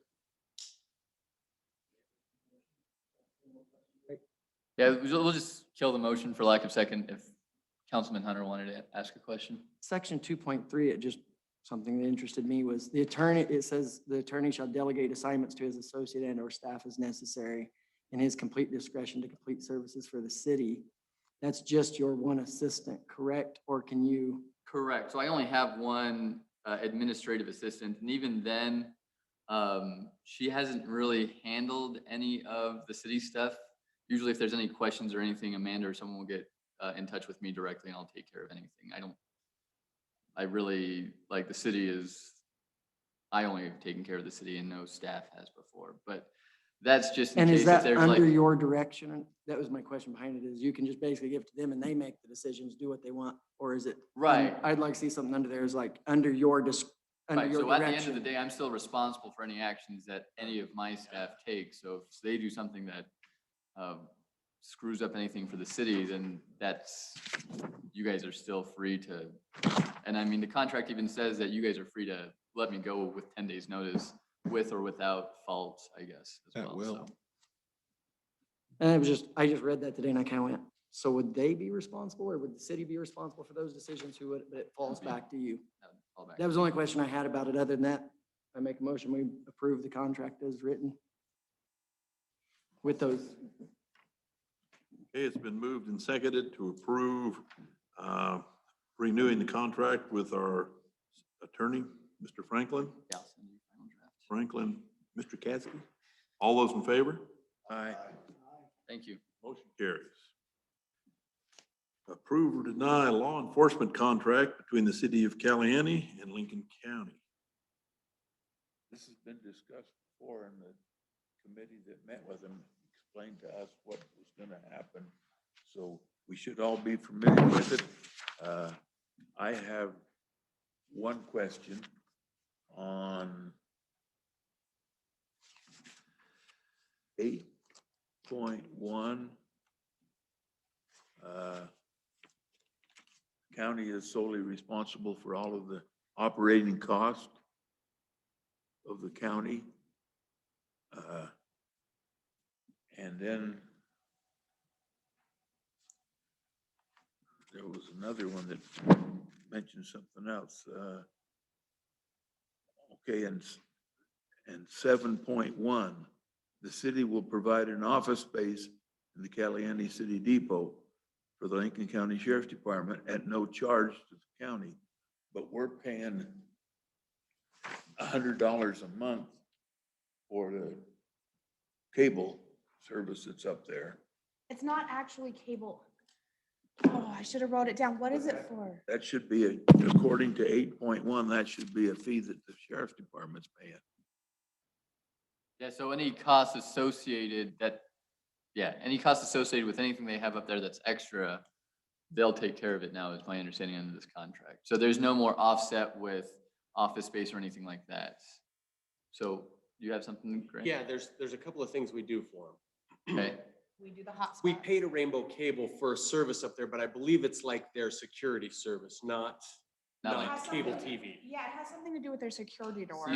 Oh, okay. So there's that we've agreed to pay for in the past. There is 2 air cards for computers and the office space. Right, so under this, the office space, the rent will be waived, Okay. Right. okay? But anything additional like internet cards, the security stuff, that will all come out of their budget now. Oh, so I can know, okay. Well, yeah, but we need to make sure that there's a smooth transition. Well, I'm not gonna just cut them off. Yeah. Say, we need to make sure they're aware of that. Yeah, I'll talk to Dylan about, and that's the discussions because that the I've rent had with them. is, currently the rent that we're kind of allocating, that's 10,500 a Right, year. and that's what we're trying to get away from is this like kind of tit for tat agreements that we've come up in the past, these patchwork agreements. It's just, hey, straight cash, no rent. You guys provide all the policing services. And so it just makes it cleaner and easier they take care of all of their expenses. They get the free room and we pay them X amount of dollars a month, a quarter. Excuse me. The only other question I had was, in the past, there was an agreement that so many officers would reside inside the city. Now we only have Chase. That's true. And that was meant to be discussed. Three officers altogether. No. We don't have any. Was that discussed in the, I mean, yeah, we just can't force people to move where they don't want to move, right? So, I mean, there's one officer in Caliente, Sergeant Dirks. There's one in Pioche. I don't even know if there's one in Panaca at this point. There's not. Carrie. Carrie's in Panaca. There's two in Pioche, Lewis yeah. and Lloyd. There's two in Pioche, one in Caliente, and a couple down in Alamo and Hyco. So, I mean, Crazy. there's really, at this point, Ask. yeah, there's no one, and they're all been here for a long time. It's going to, Are they short of staff? Is there job openings there? yeah, there's two coming home from post tomorrow or next week, I believe, but they're still looking to hire more individuals. And in fact, I know that the sheriff's office is currently in discussions with the U.S. Marshal's office to house, and a lot of this staffing problem comes from a budget shortfall, obviously, and they can't give raises, or they haven't been able to give raises. But they are currently in discussions with the U.S. Marshals to house federal inmates at Lincoln County Detention Center, and they're hopeful that that will go through. And it'll help alleviate their budget problems and allow them to be more competitive on a law enforcement market. Because, I mean, when I started here in Lincoln County 7 years ago, my understanding is that Lincoln County sheriff's officers had a better pay scale than Nevada Highway Patrol. But I think that's drastic, and maybe not a huge difference, but a little bit. But I think that's drastically changed where Lincoln County is just getting outpaced by everybody, especially in the surrounding counties. And so forcing, I talked to Dylan about it, but forcing long-term, and the two that are in, one's a long-term resident, the other could probably find a place here in county, but I just don't think that's a bargaining point for the county at this point. I agree. It's a hard ask, especially with our housing situation and our ability to, we don't have a lot of houses up and available or renting options and stuff like that within the city. And they cleaned up the draft and made the type errors correct? After we approved it tonight, I got a couple of spelling corrections from everyone, and I'll let Dylan know about that before we get a finalized copy. Lincoln County Treasurer doesn't even have an address there. It just says, send it to a PO box.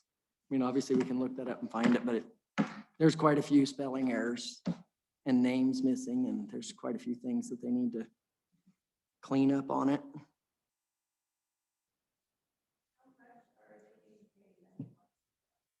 So it's 175 next year, 175 the year after, then it goes back down to 100,000 3 years out.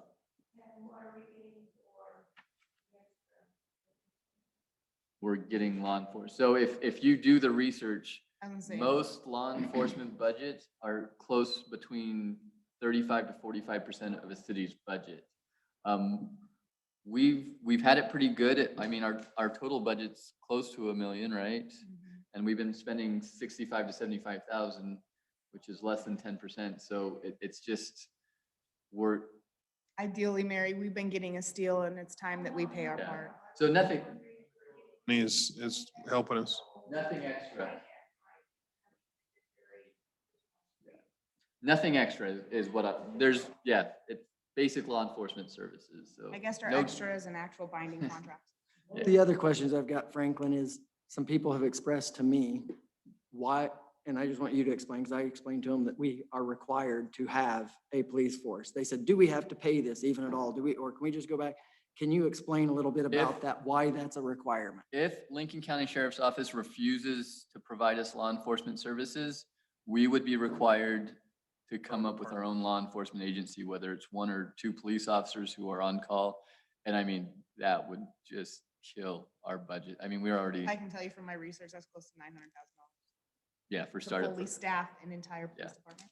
So yes, we are required by law to have a law enforcement agency. Because somebody pointed to me, we just have to have a police chief and that they could go, and I said, I don't know these details. It's not, You could have one police officer. That could be your law enforcement agency. But I mean, you're talking about not just salary, right? You're talking about cruisers, you're talking about jail, and yeah, dispatch. Yeah, you're talking about, NRS mandated that we would have to provide that no matter what. It would not just revert back to the sheriff for him to have to provide it. Yeah, I mean, no, it does not revert back to the county sheriff's office to provide us with law enforcement. Same thing. So there's actually a litigation up in White Pine about the same thing. Ely City said, no, we're not gonna create a law enforcement agency. It reverts back to the sheriff's office. The Supreme Court said, no, you guys have to pay for a law enforcement agency, and that's why they're under contract at this point. Perfect. I just wanted that because people have brought that to my attention and saying that was, and I said, I don't know. I'm not the lawyer, but I appreciate you clearing that up. Yeah, there was a lawsuit about this a number of years ago. So right now we're paying 75,000, the additional 100, and that's why it's 175, 175, 100 is because that 175 is kind of our share of the COVID money. The county gets some COVID money. It's actually only if like 500,000 or 600,000 more than the city's getting. And so we've agreed as a city within the county to help alleviate their budget problems with our COVID money for the next 2 years. And that's why they agreed to kick it back down to the 100,000 in year 3, which is still an increase, but it reflects that we're not getting COVID money in 3 years, I guess. so Mary, to answer your question, the 100,000 will be what comes from the COVID and the 75,000 will be coming from our general fund. Yeah, sorry, I misunderstood your question. Okay, well, I make a motion that we approve the law enforcement contract between the city of Caliente and Lincoln County, Nevada. I'll second the motion. Okay, it's been moved and seconded that we approve the contract between the city of Caliente and the Lincoln County Sheriff's Office. All those in favor? Aye. Motion carries.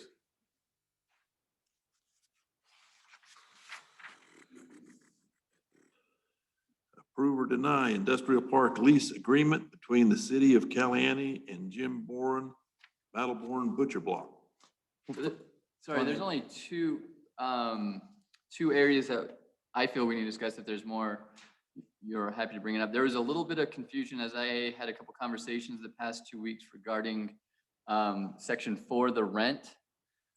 My understanding that it was, and I spoke with Amanda and Grant about this, and they understood the same way as I, is that it was 1,750 for the whole parcel. As I was talking with a couple other council members, they believed it was 1,750 per acre. But as I did the math and as I looked back on the leasing policy that we had, then we would be requiring Jim Bourne to pay nearly $6,500 a month in rent for a vacant lot that he's going to improve. Secondly, the leasing policy, if you look on the last page, it says that rent will be anywhere between $1 and $1,000 depending on whether or not they employ people full-time on site. And so I guess that's the first thing. And I guess what I'm going to say at this point is that we not set this specific lease at least per acre, because it came out to be 3.67 acres or something. And I just want it, just having a nice, easy round number is simple. So that's the first decision. And just to let you know, that's subsection B under lease terms on that Meadow Valley Industrial Park leasing policy on the second page. The second issue that we need to discuss after our last meeting, we discussed about decreasing the rent if Mr. Bourne employs 15 full-time on-site employees. After that meeting, I had a discussion with some council members. That said they wouldn't like to see that number at 0, but something more, because we'll still have to probably go out there and service our utilities once in a while, probably. And I think that's just good policy anyways, just to make sure that that it's paying for itself at least, and we're not spending any money out of pocket. So if you look at Exhibit B of the final lease, it's under 4.1 there. And so the way I've worded this is that every quarter, in this specific lease at least, Mr. Bourne or Battleborn Butcher Block will provide the city with its payroll, I guess. And we can verify whether or not he's employing 15 full-time employees. And each quarter, he verifies that. That means the next quarter for each month, then he'll have the reduced rental rate, whatever this board decides. If at any time he refuses or fails to provide us with his employer payroll information, then it'll go back up to the full rental amount for that next quarter until he provides that verification again. And so that's how I worded it. Under Exhibit B 48.1, this is the three-phase power that we discussed. What it says is that initially the city will pay all upfront costs for the power. And then starting on January 1st of 2022, the tenant is going to pay the city $1,000 per month for their 50% portion. But it's important to note that this $1,000 payment is not considered rent. It's considered kind of a debt payback to the city. So, which means, in fact, I think I'll add to this that this 48.1 will survive any termination of rent. So it will still be a debt that he'll owe to the city. That way we recover our half of that three-phase power. 48.2, this is a discussion I had with Grant regarding, and Grant, he used words that I can't repeat, and I don't remember to repeat. It's not that I can't repeat them. Just so we don't what's the word you use? Just the biological loading. Yeah. From the sewer system. The load of the sewer system. And so we wanted to make sure that Mr. Bourne was not bleeding his animals out into our sewer system, and also that no animal waste or byproduct is going into our solid waste transfer facility. And so I guess in there it's also important to note that during the cleaning process, there's going to be some residual blood and byproduct that'll probably go down, but we don't want him bleeding out the animals into our sewer system. And so that's what 48.2 is discussing. Okay, my first one is I do believe his name is misspelled. I think he's got a U in his name, the way Okay. I've seen it spelled. Yeah, In it's everywhere. spelled like James. Okay. And so I think we got to correct that.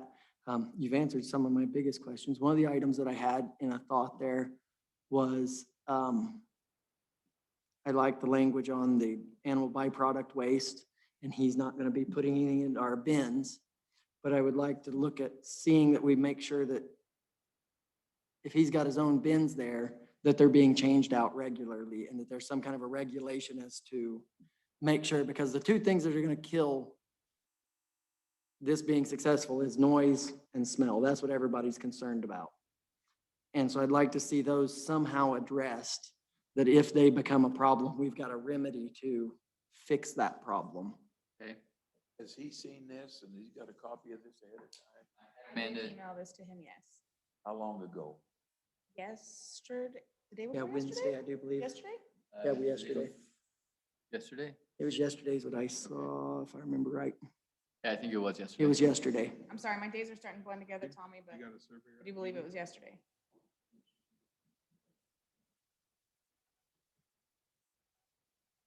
How come, why is it so long? I mean, I kind of get the reason why too, but like the 2046. Oh, yeah, that Oh, sorry. Yeah, so we had a discussion about this last time, and I was under the impression that there was a statute that said that you couldn't enter into an agreement longer than your term. I looked up that statute, and that statute actually applies, to county commissioners, because that was a problem that I had run into when I was working for the county at the time, and it applies to certain contracts under the county. And so the reason why we did 25 years, that's actually what Mr. Bourne put in, and he and I had a discussion about this. It's important to understand that any improvements that Mr. Bourne or anyone that comes to the industrial park, that any improvements that they make, buildings that they put up, becomes the property of the city. And so we're actually get a financial gain out of this lease as well, because we continue to own the real property. And so if someone's making significant improvements, which Mr. Bourne plans on doing at this point, I think he only has plans on putting one building, but he discussed putting a second building up there. And I talked to Mr. Fontaine about this as well, and I see he's online. And he reached out to, I believe it was Fallon, he talked to them. that a 25-year lease is pretty common, especially when you're putting this much investment into someone else's That's kind of property. that's what I figured, but when you see 2046. Yeah, it seems like a long time. 2020 though, so. but I yeah. know, that's the first thing I thought last time. I was like, 40-year lease, but it's not 2001. That's a scary number. But that's why he wanted a 25-year lease, and it makes sense to protect his investment, because if he's going to put that type of money onto the property, then, We can actually get a return. yeah, exactly. Nothing to do with the papers that we got here. Just got a question for you. The building out there will be assessed by the Lincoln County Assessor, Correct? and the taxes on that building will be paid by the leaser. But we don't pay taxes. So since the building will be real property and the real property will belong to us, no taxes should be assessed. But it does say that any taxes regarding his business will be paid by the tenant, yes. Okay, now, can you said he's already ordered the building. I don't know if he has or not. Okay, I've heard that he's already Okay. ordered the building.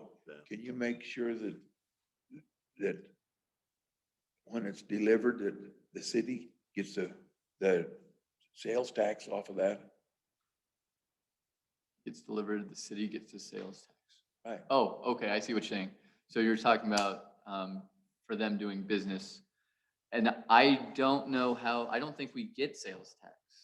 I think that sales tax becomes part of consolidated tax. And then it's the consolidated tax that gets reimbursed to the counties and the cities. Because we do not collect sales tax in the city. The only sales tax that we collect is from the marijuana production facilities. And that's only by statute. But I think we get a percentage of the sales tax in the city. We get through consolidated tax Right. That the county, that the whole state consolidates. right. And then the county puts this up. To verify that with somebody, the Yeah. district attorney or something to tell Yeah. us that. Yeah, I can do that. Because I know that people make sure that it's delivered to the city so that they can get Okay. taxes for it. So we just I'll verify that. I'll double check with that. All right, thank you.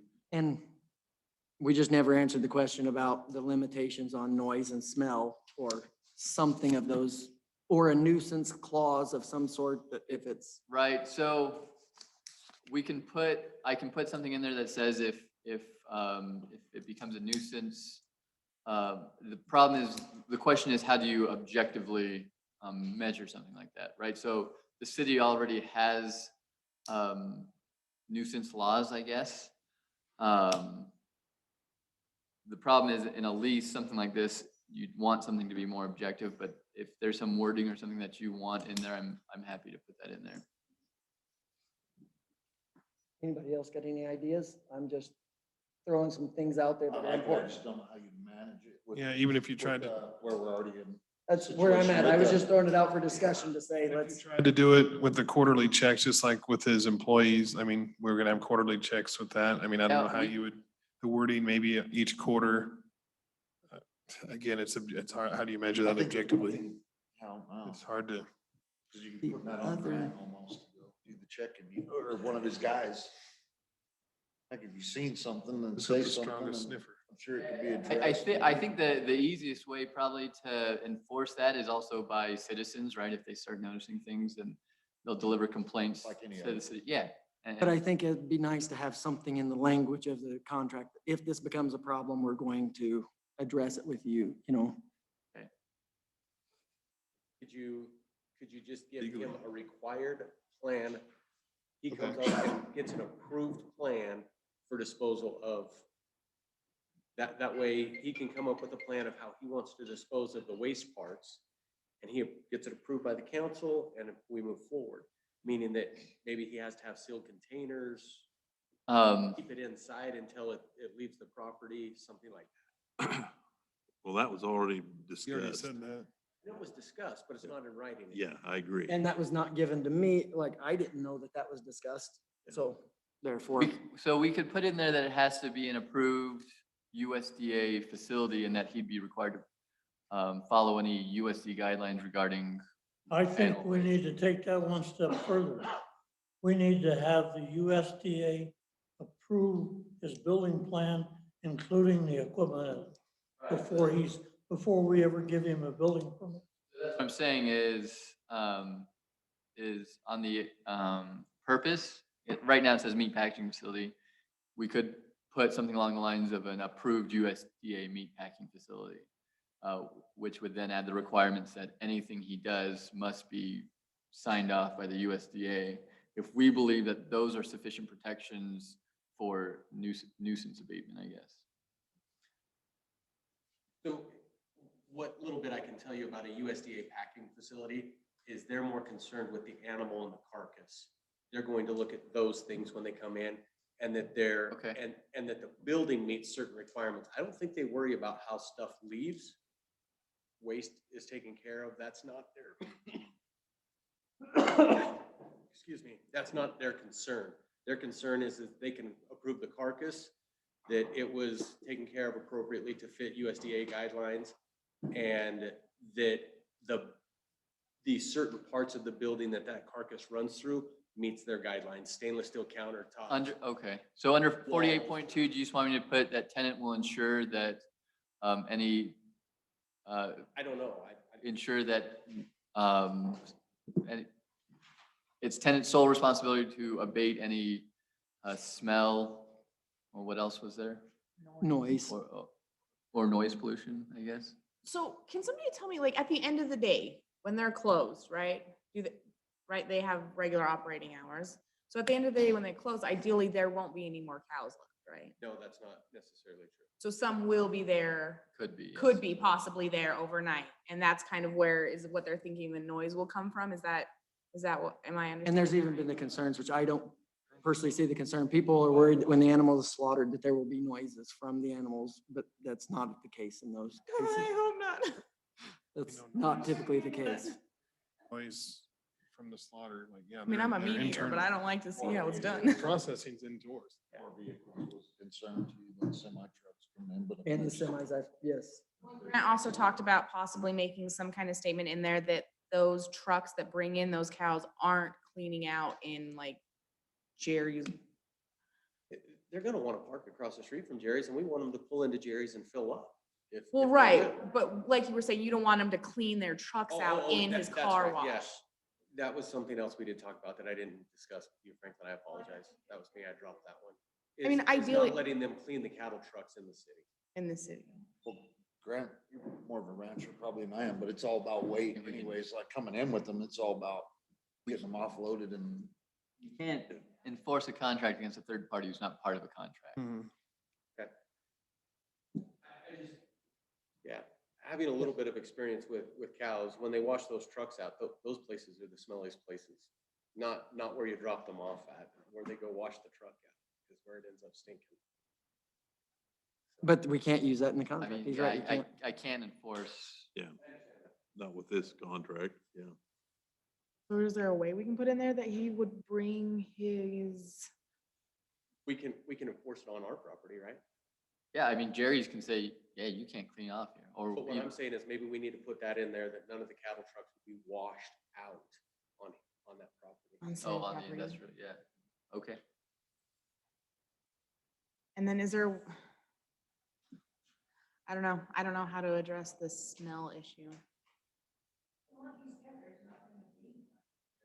Yeah, but Right, that's and what he ideally, said. That's what he That's said, just and a we want to set. believe him, but, you know. like- And if he said it, it shouldn't be a problem to put it in writing. I mean, if we put excessive complaints due to smell, we will, something along those lines. It's, Can we ask him to bring his plan of how he plans on dispersing that waste to and have it be pre-approved to the put? Like, can that be part of it, or is that a I super big mean, ask? the question is, how do you objectively measure that, right? Like, Exactly. that, so we can put in, it'll be tenant's sole responsibility to abate any odor and noise pollution. And if it becomes a problem, and citizens are saying, no, it smells bad, it sounds terrible, and he's not doing everything in his power, then we can say, yeah, it's subjective, but we have complaint upon Complaints that- complaint that you're not doing everything you can to abate any noise I or like odor that. pollution. I think that's perfect wording. I think if we have an approved set of plans from the USDA, they cover all that in that set of plans, what can and cannot take place. But they don't have limits on noise pollution or smell. Well, we don't know that. We don't, but I mean. We don't know. Well, and I don't know if USDA. Own and put it in the lease, we've covered it. But it's, That is, The city ordinance. agricultural people, and they have nothing to do with it. They don't want anything to do with it. It was in It's the all ordinance already on USDA noise pollution regulated. or Period. smell. This council is aware, I've added 2 sentences under 48.2. After solid waste bins, period, it will be tenant's sole responsibility to ensure and to abate any odor and noise pollution. Additionally, tenant will not allow any livestock delivered to clean their trucks on city property. I'm The sorry, sentence will again? you repeat that? Additionally, tenant will not allow any livestock deliverer to clean their trucks on city property. Oh, deliver. Deliverer, yes. And so I've added those. I got a question. Like for that. you. Also, I'm adding a sentence on, under 48.1 after agreement that says this subsection will survive the termination of the lease for any reason. Just so if for whatever reason he terminates the lease or we terminate the lease, then he still owes $1,000 to the city for the power. $1,000 per month. Per month, sorry, yes, Till it's until paid paid off. off, 50% is paid off, correct. Got a question. Is he aware of, I think you said this in the beginning, the rate, $1,000 or $1,750 per acre, not, is he clear on that yet, or? He's not clear because I wasn't clear. I mean, once we finalize those 2 numbers, we're gonna say, this is the offer from the city, this is the lease. You can sign it, or you can come back on another meeting and we can negotiate more points, but that's where we're at right now.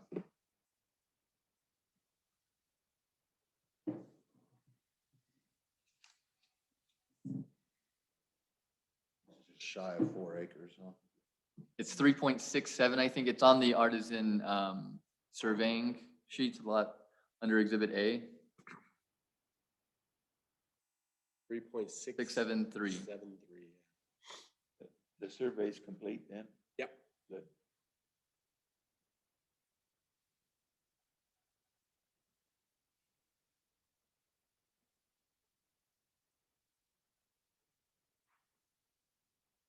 hey, do we have any other questions? Comments? I just need the numbers for 4 and 4.1 under Exhibit B. My opinion on the 4.1, I think it should be no less than about $300 a month as the lowest rate that it goes down to.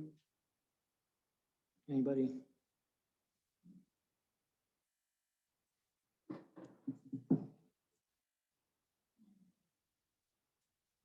I think we discussed in here, was it during a budget, the one budget meeting, 500? But Well, we That was talked. ours. Go to 0, but 500 would be at the third, right? From 17 almost.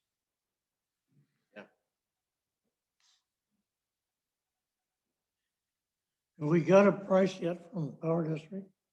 yeah, and I don't have that exact number, but Well, yeah, roughly $40,000.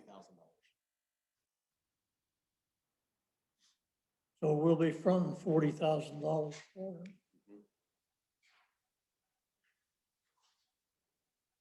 And I guess the key is too, is that for that percentage, is that 1,750 Right, so. per acre or per? Right. And you so know. my understanding is that it was going to be 1750 total, and the council wanted it broken down per acre. Given the acreage that we have, I don't think it makes sense to break it down per acre. We've talked about the number 1750. Again, if we're to do 1750 an acre, we're talking about $6,500 a month or thereabouts for a vacant piece of land, I guess, which seems a little high He's to gonna me. build on and put things on. Exactly. I mean, are we recommending to go up to 500 or? 5 is fair. 5 isn't a big ask.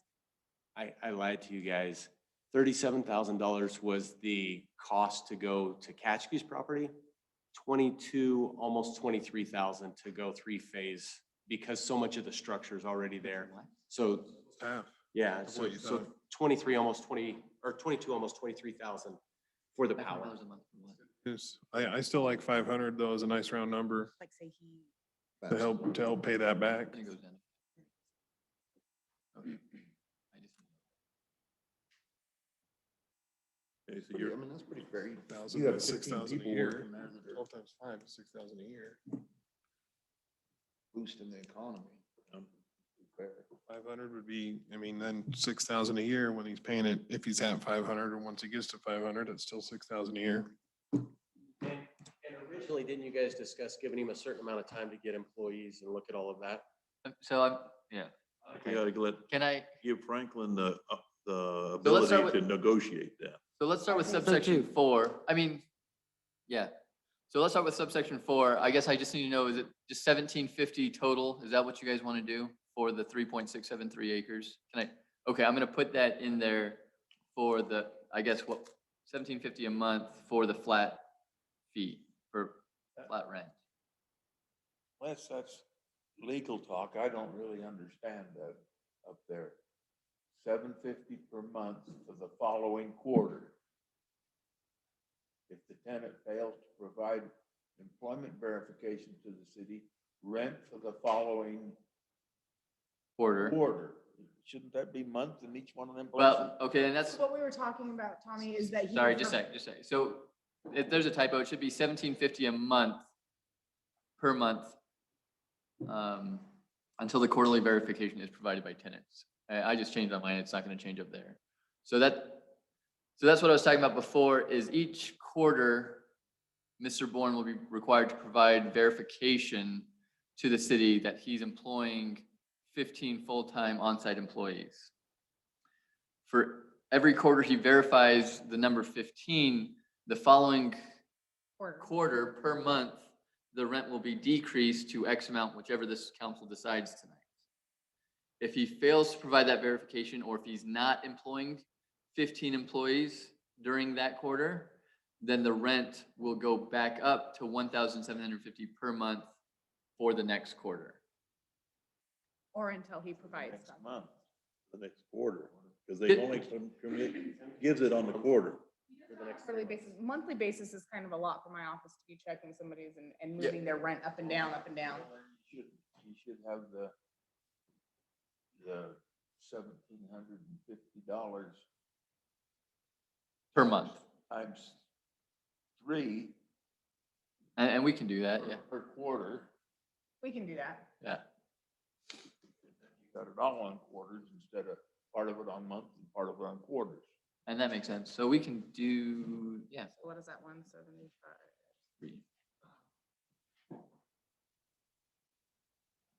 5,250.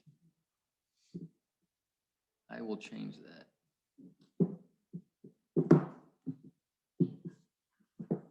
And I'd like to see, we'd like to see like $500 a month, down to 500.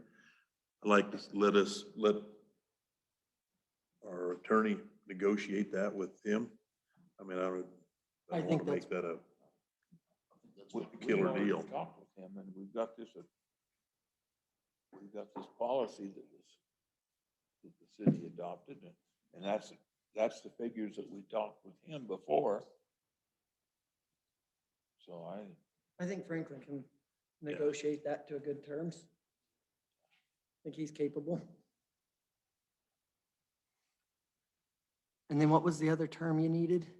I think we got it all. So it was under so what I'm gonna do under 4 is I'm gonna say it's $5,250 quarterly. huh? $5,250 quarterly. And then it'll go down to $1,500 quarterly as long as he's employing 15 full-time on-site employees a quarter. If you box at that, we'll have him come back. You can talk to me. I can go back and forth with the mayor and come up with something final. If he says this is okay, I'll have him sign it. I'll have mayor sign it, and then we'll be all good to go. Perfect. Okay, so I'll just need a motion to, I guess, approve the $5,250 quarterly and $1,500 reduction if he employs the 15 full-time employees on site. I make a motion as Attorney Katchke has pointed out. Perfect. I'll second the motion. Okay, we have a motion and a second to approve the lease agreement between Battleborn Butcher Block and to encompass all of the changes that we made here tonight. All those in favor? Aye. Aye. Motion carries. I oppose because we were on the negotiation working with him, and we didn't include that $500 fee. And I think it's, I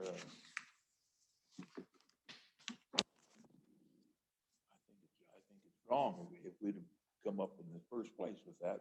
But all of this negotiation for the last month, 2 months, whatever it's been that we've done with him, a couple of months ago, I give these reports to you guys on what we found on the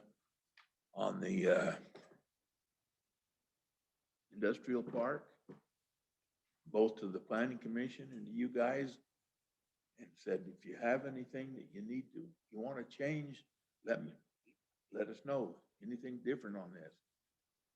And I got nothing from nobody from the planning commission, nobody from here mentioned anything at all until the last meeting, and then we'd already approved the contract with him. That's why I requested that he negotiate that with him. And if it doesn't work, then He we should go hasn't- back to what's on this. That's why you leave it to He him has- to he has negotiate. the ability He to has that change power. that. Yeah, but he said he's gonna, if he doesn't agree to that, then he will come back to another meeting. I don't. Well, think- There should be another meeting coming back to, if he'll agree to it, fine. If he doesn't, it goes to this here, is what I think. But anyway, yeah, I'll negotiate with him, see if he doesn't like the number, then we'll go back and forth until, I mean, Mr. Bourne being here seems to have been reasonable about paying rent and those costs associated with it. So I'm sure he and I can figure something out if that doesn't work for him. And if it's We'll come different, back if to it's different than this number, and I'll just come back before this board and say, this is what we negotiated. I just need your approval for it. So, Well, the motion carries. Okay. With one objection. Opposed. Yep. I got it. Okay. So we can just go ahead and. then I'll just get. Okay, approve and deny start of process to sell the following city-owned real property. Rodeo grounds parcels. And the Rex Theater. Do I need to read those numbers? No, you're fine. Okay. The reason this came up is because I've had multiple people talk to me about potentially buying real property from the city, but there is a process you have to go through. Usually it is getting two appraisers to come out and appraising that property. Under NRS 268.062, I'm sorry, it's 63. If this council decides that it's for redevelopment or economic development, which is a pretty broad definition, then you only need one appraisal. And there's less restrictions, I guess. And so I guess I just need approval from you guys, and then I can talk with Grant and Amanda about what process we want to go through with these different properties, and then we'll need to actually come back for a resolution to have a list of appraisers that we can use, and then we can, I guess, get the process going so we can actually get rid of some property if we want to. Is it too late to add a piece of property to this? No, I mean, the thing is once we start like getting a, because the first process is getting an appraiser list, right? And once we get that appraiser list, that's one of the biggest things, is then we can just put on one agenda saying, get parcel number, whatever, appraised. We don't even need to worry about Yeah, it. and then we don't need to, and then as it comes up, we can just choose an appraiser, get appraised, put it on for a public hearing, get it sold, and just move along quicker. So the reason these are on there is just because those are the two pieces of property that I've been approached about. And they said, how much, can we just trade you something for it? Can we give the city money? We just can't get rid of real property that way. The rodeo grounds, are we looking at subdividing that into smaller lots or doing anything, or just selling it as one whole? I'm not looking at doing anything with it, I guess. To save the city money, I would say just appraise it whole at this point. I mean, it's gonna cost a lot of money to, That per acre, is that Yeah. how we'd actually be we could just, appraised? yeah, whatever the appraiser says. It's just gonna cost us money to get a surveyor out there and do, parcel maps or anything like that. Why we're talking about this, we own the piece of property between Sonnenberg's plant, the perlite plant, and Greg Barlow's barn. Would you guys want to have that one appraised to be sold as well? We don't use it for anything. My understanding is there used to be a well on it. Yeah, it's just like a 1 acre. 1 acre exactly. Still there, isn't it? I was there and I seen the power pole, but I didn't see a casing anywhere. That was a hot water well. We had that drilled years ago. Yeah, we might want to check that out, because Okay. that should be a well there. So, yeah, I guess the only thing you need to prove is us moving forward, and then I can talk to Amanda and Grant about getting an appraiser list and then coming back before this board to approve the appraiser list, and going by that way. Okay, well, I make the motion to approve that, to start the process to sell those following city-owned real properties, the rodeo grounds and the Rex Theater, and perhaps more. I mean, just make the motion to hopefully get the ball rolling and get appraisers out here. Second the motion. Moved and seconded to start the process to sell these properties. All those in favor? Motion carries. And we can add some stuff onto that too. Yeah, so it's really just to get the process rolling again. The very first part of the process is to get an appraiser list and get it approved by this board. And then each parcel that comes up, we'll just put it on, say, it's late, sorry. An action item, getting those properties appraised, I guess.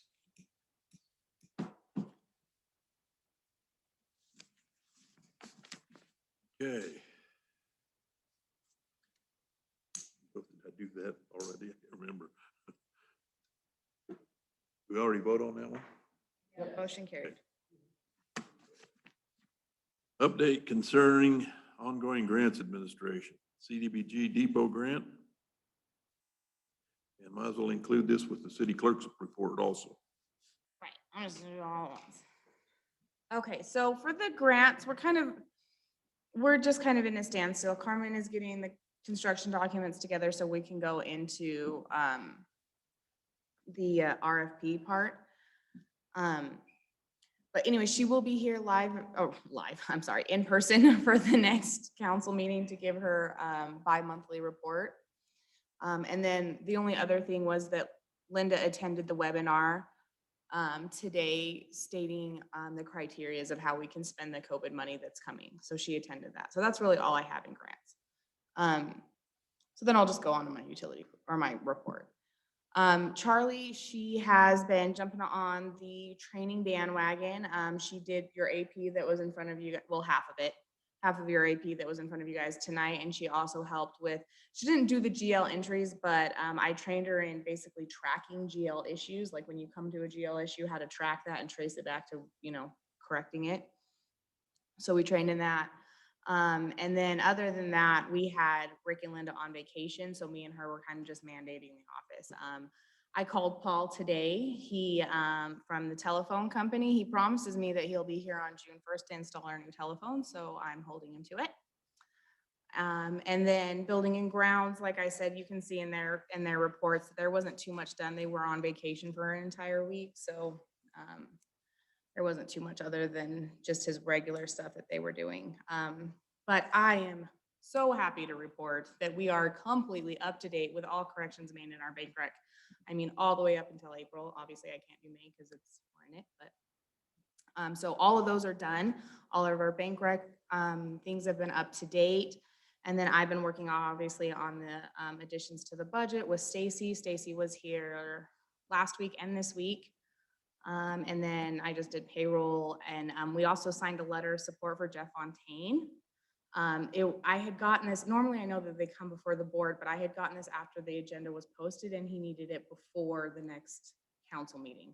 So I added it to my clerk's report just to make sure you guys were okay with it. And then I also have the letter of support right here stating what it is. And anyways, it's Lincoln County Regional Development and GOED are just two major organizations that we work with. So it is something that we should be supportive of as a city. So I didn't sign it, actually. Steve did, but I think that's all I got for you guys, unless if you have any questions for me. One of the things, oh, go Go ahead. ahead. Has anything been done to get the training for the open meeting law? Yes, I'm so sorry, Tommy. Yes, Franklin's right. It's like Neil Poolpack has reached out to me. They've sent me an email. And so basically what we're just gonna work with, because they want the county to be a part of this as well.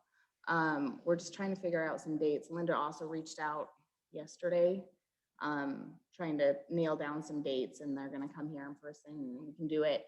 He said that we can do it in person. They can come here and we can kind of try and get everybody to come here with them, or we can actually Zoom it to where anybody that can, you know, they'll come here, we'll Zoom it live from our council chambers. So that way anybody can, you know, attend to it. So yes, no, we are working on it. We're just trying to nail down a good date for, You think it'll be right away? I mean, within the next 30 days? I was gonna say by the end of July, because we have training that they're gonna have to come up for our pool and stuff like that. So I would say by the end of July, we'll have that taken care of. The only thing that I was gonna also ask for you to kind of include in your report is as we start moving towards Town Cloud and letting us Yes. know what your plans are, when you're going to be doing things and how that training's going, so that I'm just interested to see how this process rolls out and how you guys respond with it. Absolutely. And Jamin, we'll actually have a whole implementation timeline nailed out for you by next week. I put Town Cloud on hold this week, trying to get the budget and everything corrected. So and with Linda being on vacation, I didn't want to, you know, create a timeline that I didn't have my whole staff there for.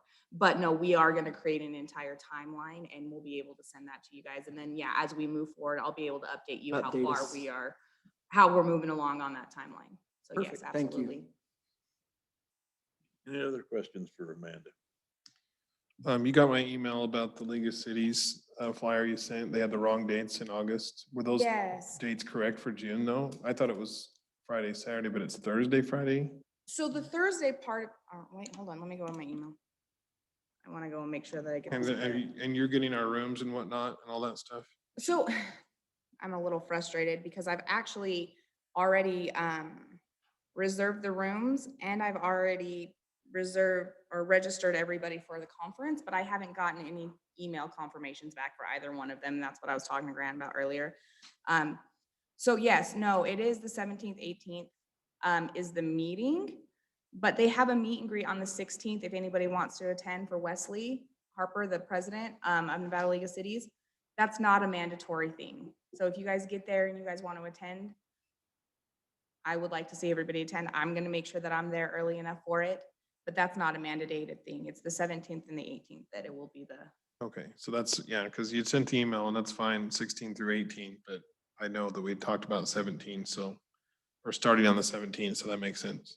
Yeah, we'll be starting on the 17th and the 18th. The 16th, I didn't even realize, they didn't even have a time in the email that they sent me that dinner would be, because they hadn't had that much information yet, so I couldn't. Do we need to send the city of Sparks the correction on their dates? Or The city of Sparks, the correction on their it. I their emailed dates are Joe. wrong, so yeah. Did you have the actual dates? Because I was looking and I couldn't find I couldn't find an Dates email don't well, match the days, I think. Yeah, their dates on their flyer don't match the actual calendar dates. They're off by a day. Oh. well Sent then- that, if they've sent that statewide, then that's on them, but Yeah, no, they sent that to me and I just forwarded that along.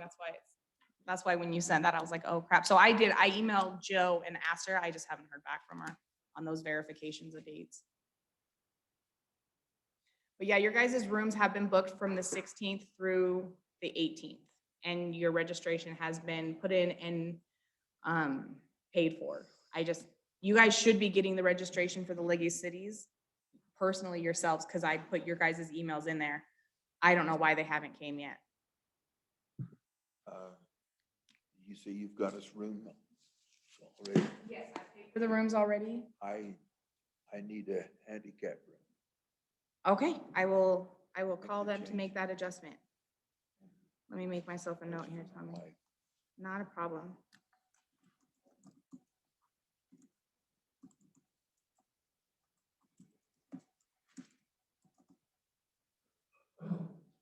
Do you have any other questions for Amanda?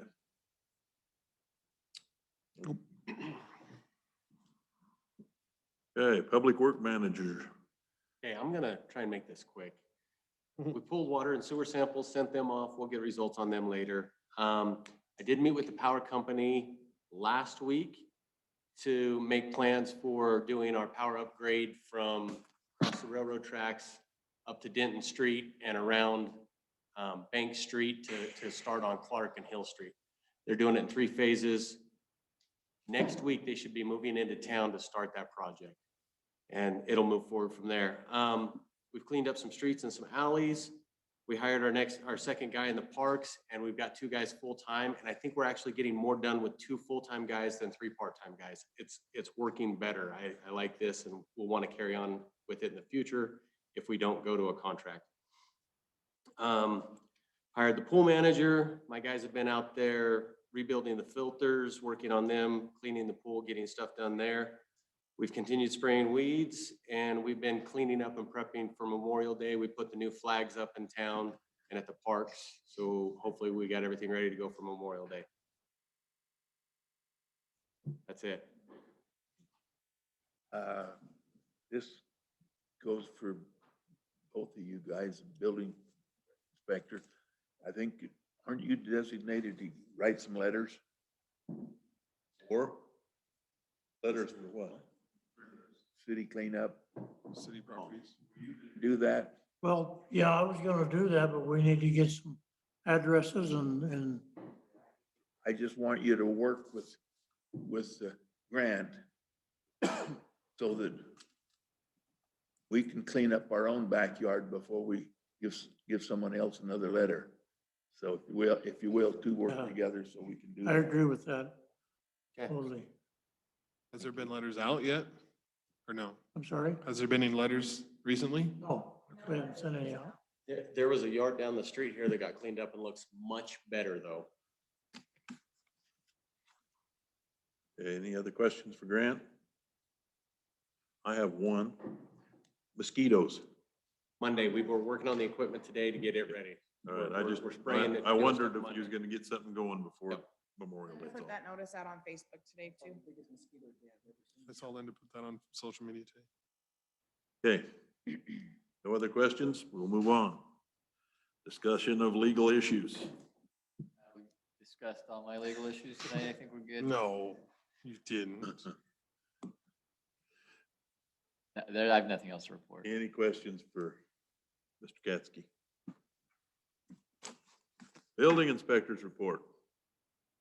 There's not a whole lot to tell you. John Ellis, who attended the meeting tonight, is busy making his new office. He's doing a good job. It'll be nice to have an electrical contractor in town, or in the whole county, actually. We only have 1 licensed electrician in the whole county. Now we'll have another one. So that should bring the prices down some, I hope. Anyway. Patty's Motel, the health department has approved them. I have issued them a certificate of occupancy. I don't know why they're not open yet, but that's their problem. they have all the necessary authority to go ahead and open.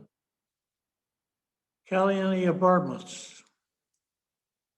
We're still fussing with FEMA over the flood issues over there. Sunrise Engineering is in the middle of it right now, being paid by the new owners, or who will be the new owners if they ever get the thing done.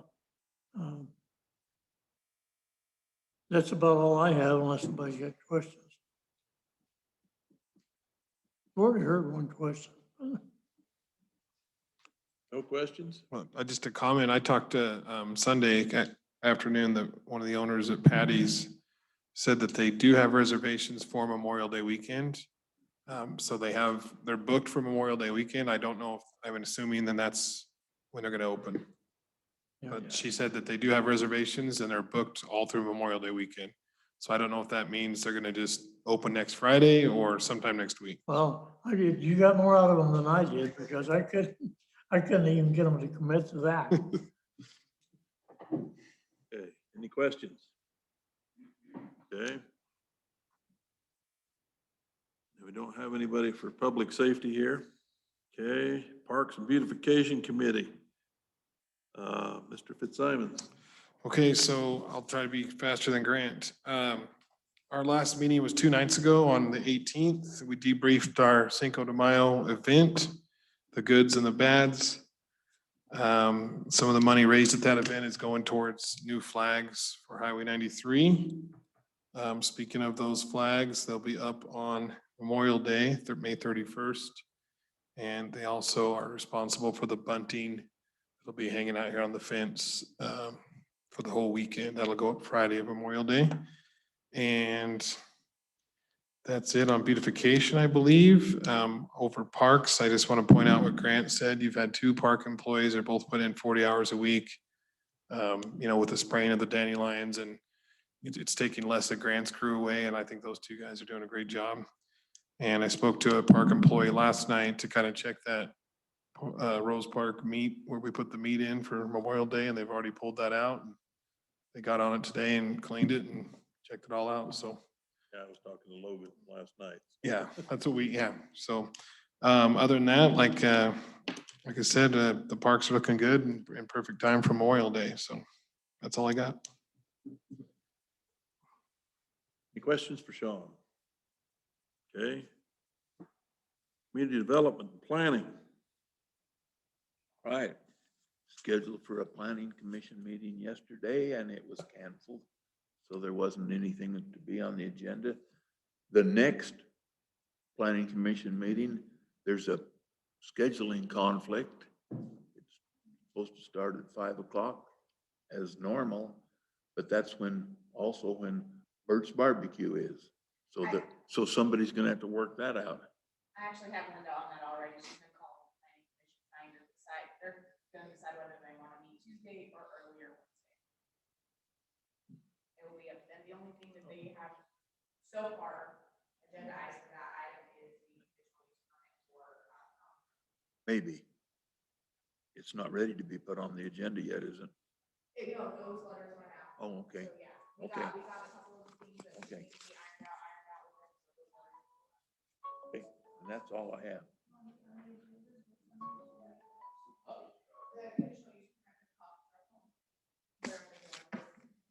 And I have a comment about, sorry, Councilman Rao brought up a date. The next beautification meeting was supposed to be June 15th, but if you'll remember, we had scheduled our council meeting for that Tuesday because of League of Cities.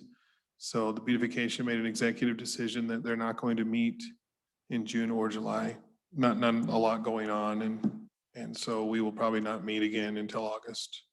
But we'll continue with flags and other service projects. Any questions for Tommy? Okay, tourism, Boxcar Museum, Mr. LeBerry. I really don't know how much I've been gone, but June 3rd, we're gonna meet for a room tax meeting. That's still on, right, Amanda? Yes. Okay, and we got one request. And I got here. We actually have a couple. Oh, okay. So, We have that request, and then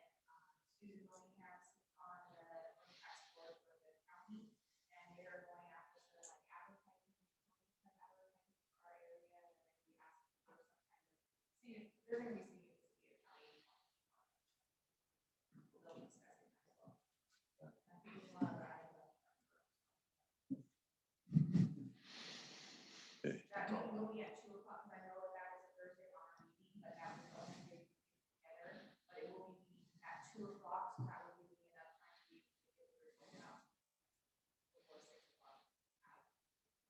On the second. O'clock. 2 o'clock. Tentatively, that's what it is. We're What still- day? The third, June 3rd, which is the Thursday, which is our meeting. Uh-huh. And I know you don't like them to meet on the same day, but that's the only day to get it to go. So we're trying to make that meeting at 2 o'clock tentatively. We're waiting on a couple of room tax board members to get that. Okay. Tentatively, it's at 2 o'clock on the third, and that will give me enough time to get the result of that meeting out to you guys. Okay, Before the 6 o'clock. okay. Yeah, because we were hoping to have a request, which would have been on the agenda tonight, but. Yeah, really worked hard to nail down, get them, they all work, obviously. Try to get them nailed down with their time. We need it for the third. Any questions for Joe? All right, public utilities, Mr. Hunter. Not a ton to report. We've nailed a lot of things tonight, dealing with those.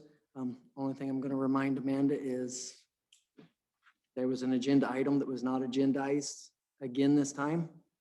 This is the third meeting we've discussed it to deal with the marijuana debt reduction and how a plan to spend that money. And so let's get that on there so that we can get that done. I don't know if 5/8 might help that or not. I don't actually know. work 5/8, so You do. You I work. actually work, you know, 5/10s. 7/8 sometimes. So, but other than that, nothing major, nothing to report. So Any questions for Mr. Hunter? the only question I did have is one of the items for Mr. Bourne, speaking of utilities, as far as the sewer and water connections, are they on the property already, or are we going to have to, for Mr. Bourne, Butcher Block, So we will have to connect them. at no fee to him, or are we Uh, charging him a fee we- for those? The typical fee is $1,000 per utility plus cost of And he parts and will- labor. I forgot, that was one of my questions about, that I wanted to answer. So he's going to have to pay those. Okay. That's it for me. Okay. All right, I've got a couple things here, just little things. I got a deal from NDOT. They're gonna do a road project here. It's gonna last half the summer, the way it looks. Between here, Cathedral Gorge and the bridge here in Caliente. I guess they're gonna hot mix and do this whole road. They're gonna redo the culverts, new signage. So it's gonna be a big project, last most of the summer between here and Cathedral Gorge. And it starts, when does it start?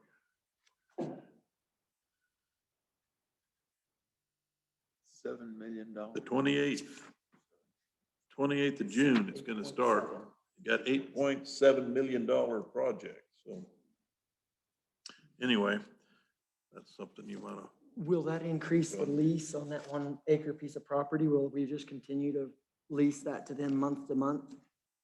They have not responded any to that lease. So somebody told me that that lab is parked at Jim Wilkins' yard in Panaca. So maybe they work something out better with him. It's a more logical place for it anyway. okay. We'll move on here. Public comment, let's see, yeah, public comment related to any items concerning the city of Caliente. In consideration of others who may wish to provide public comment, please avoid repetition and limit your comments to no more than 3 minutes. Any public comment? Okay, we got anybody online? Okay, nobody having public comment there? Okay, scheduled date and review of the agenda topics. So our next meeting will be June 3rd. I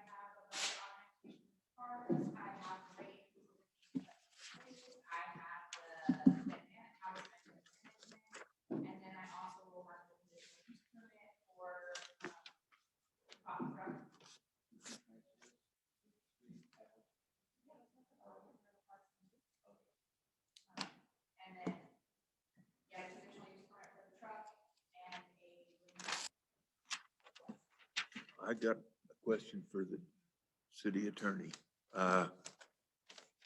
The taco truck that parks in the parking lot up at the clock tower still has a Utah license plate on it. There's really nothing we can do about that. That's, State law, isn't it? yeah, that's a law enforcement will have to take care of that. Shouldn't be brought to their attention if they are neglectful.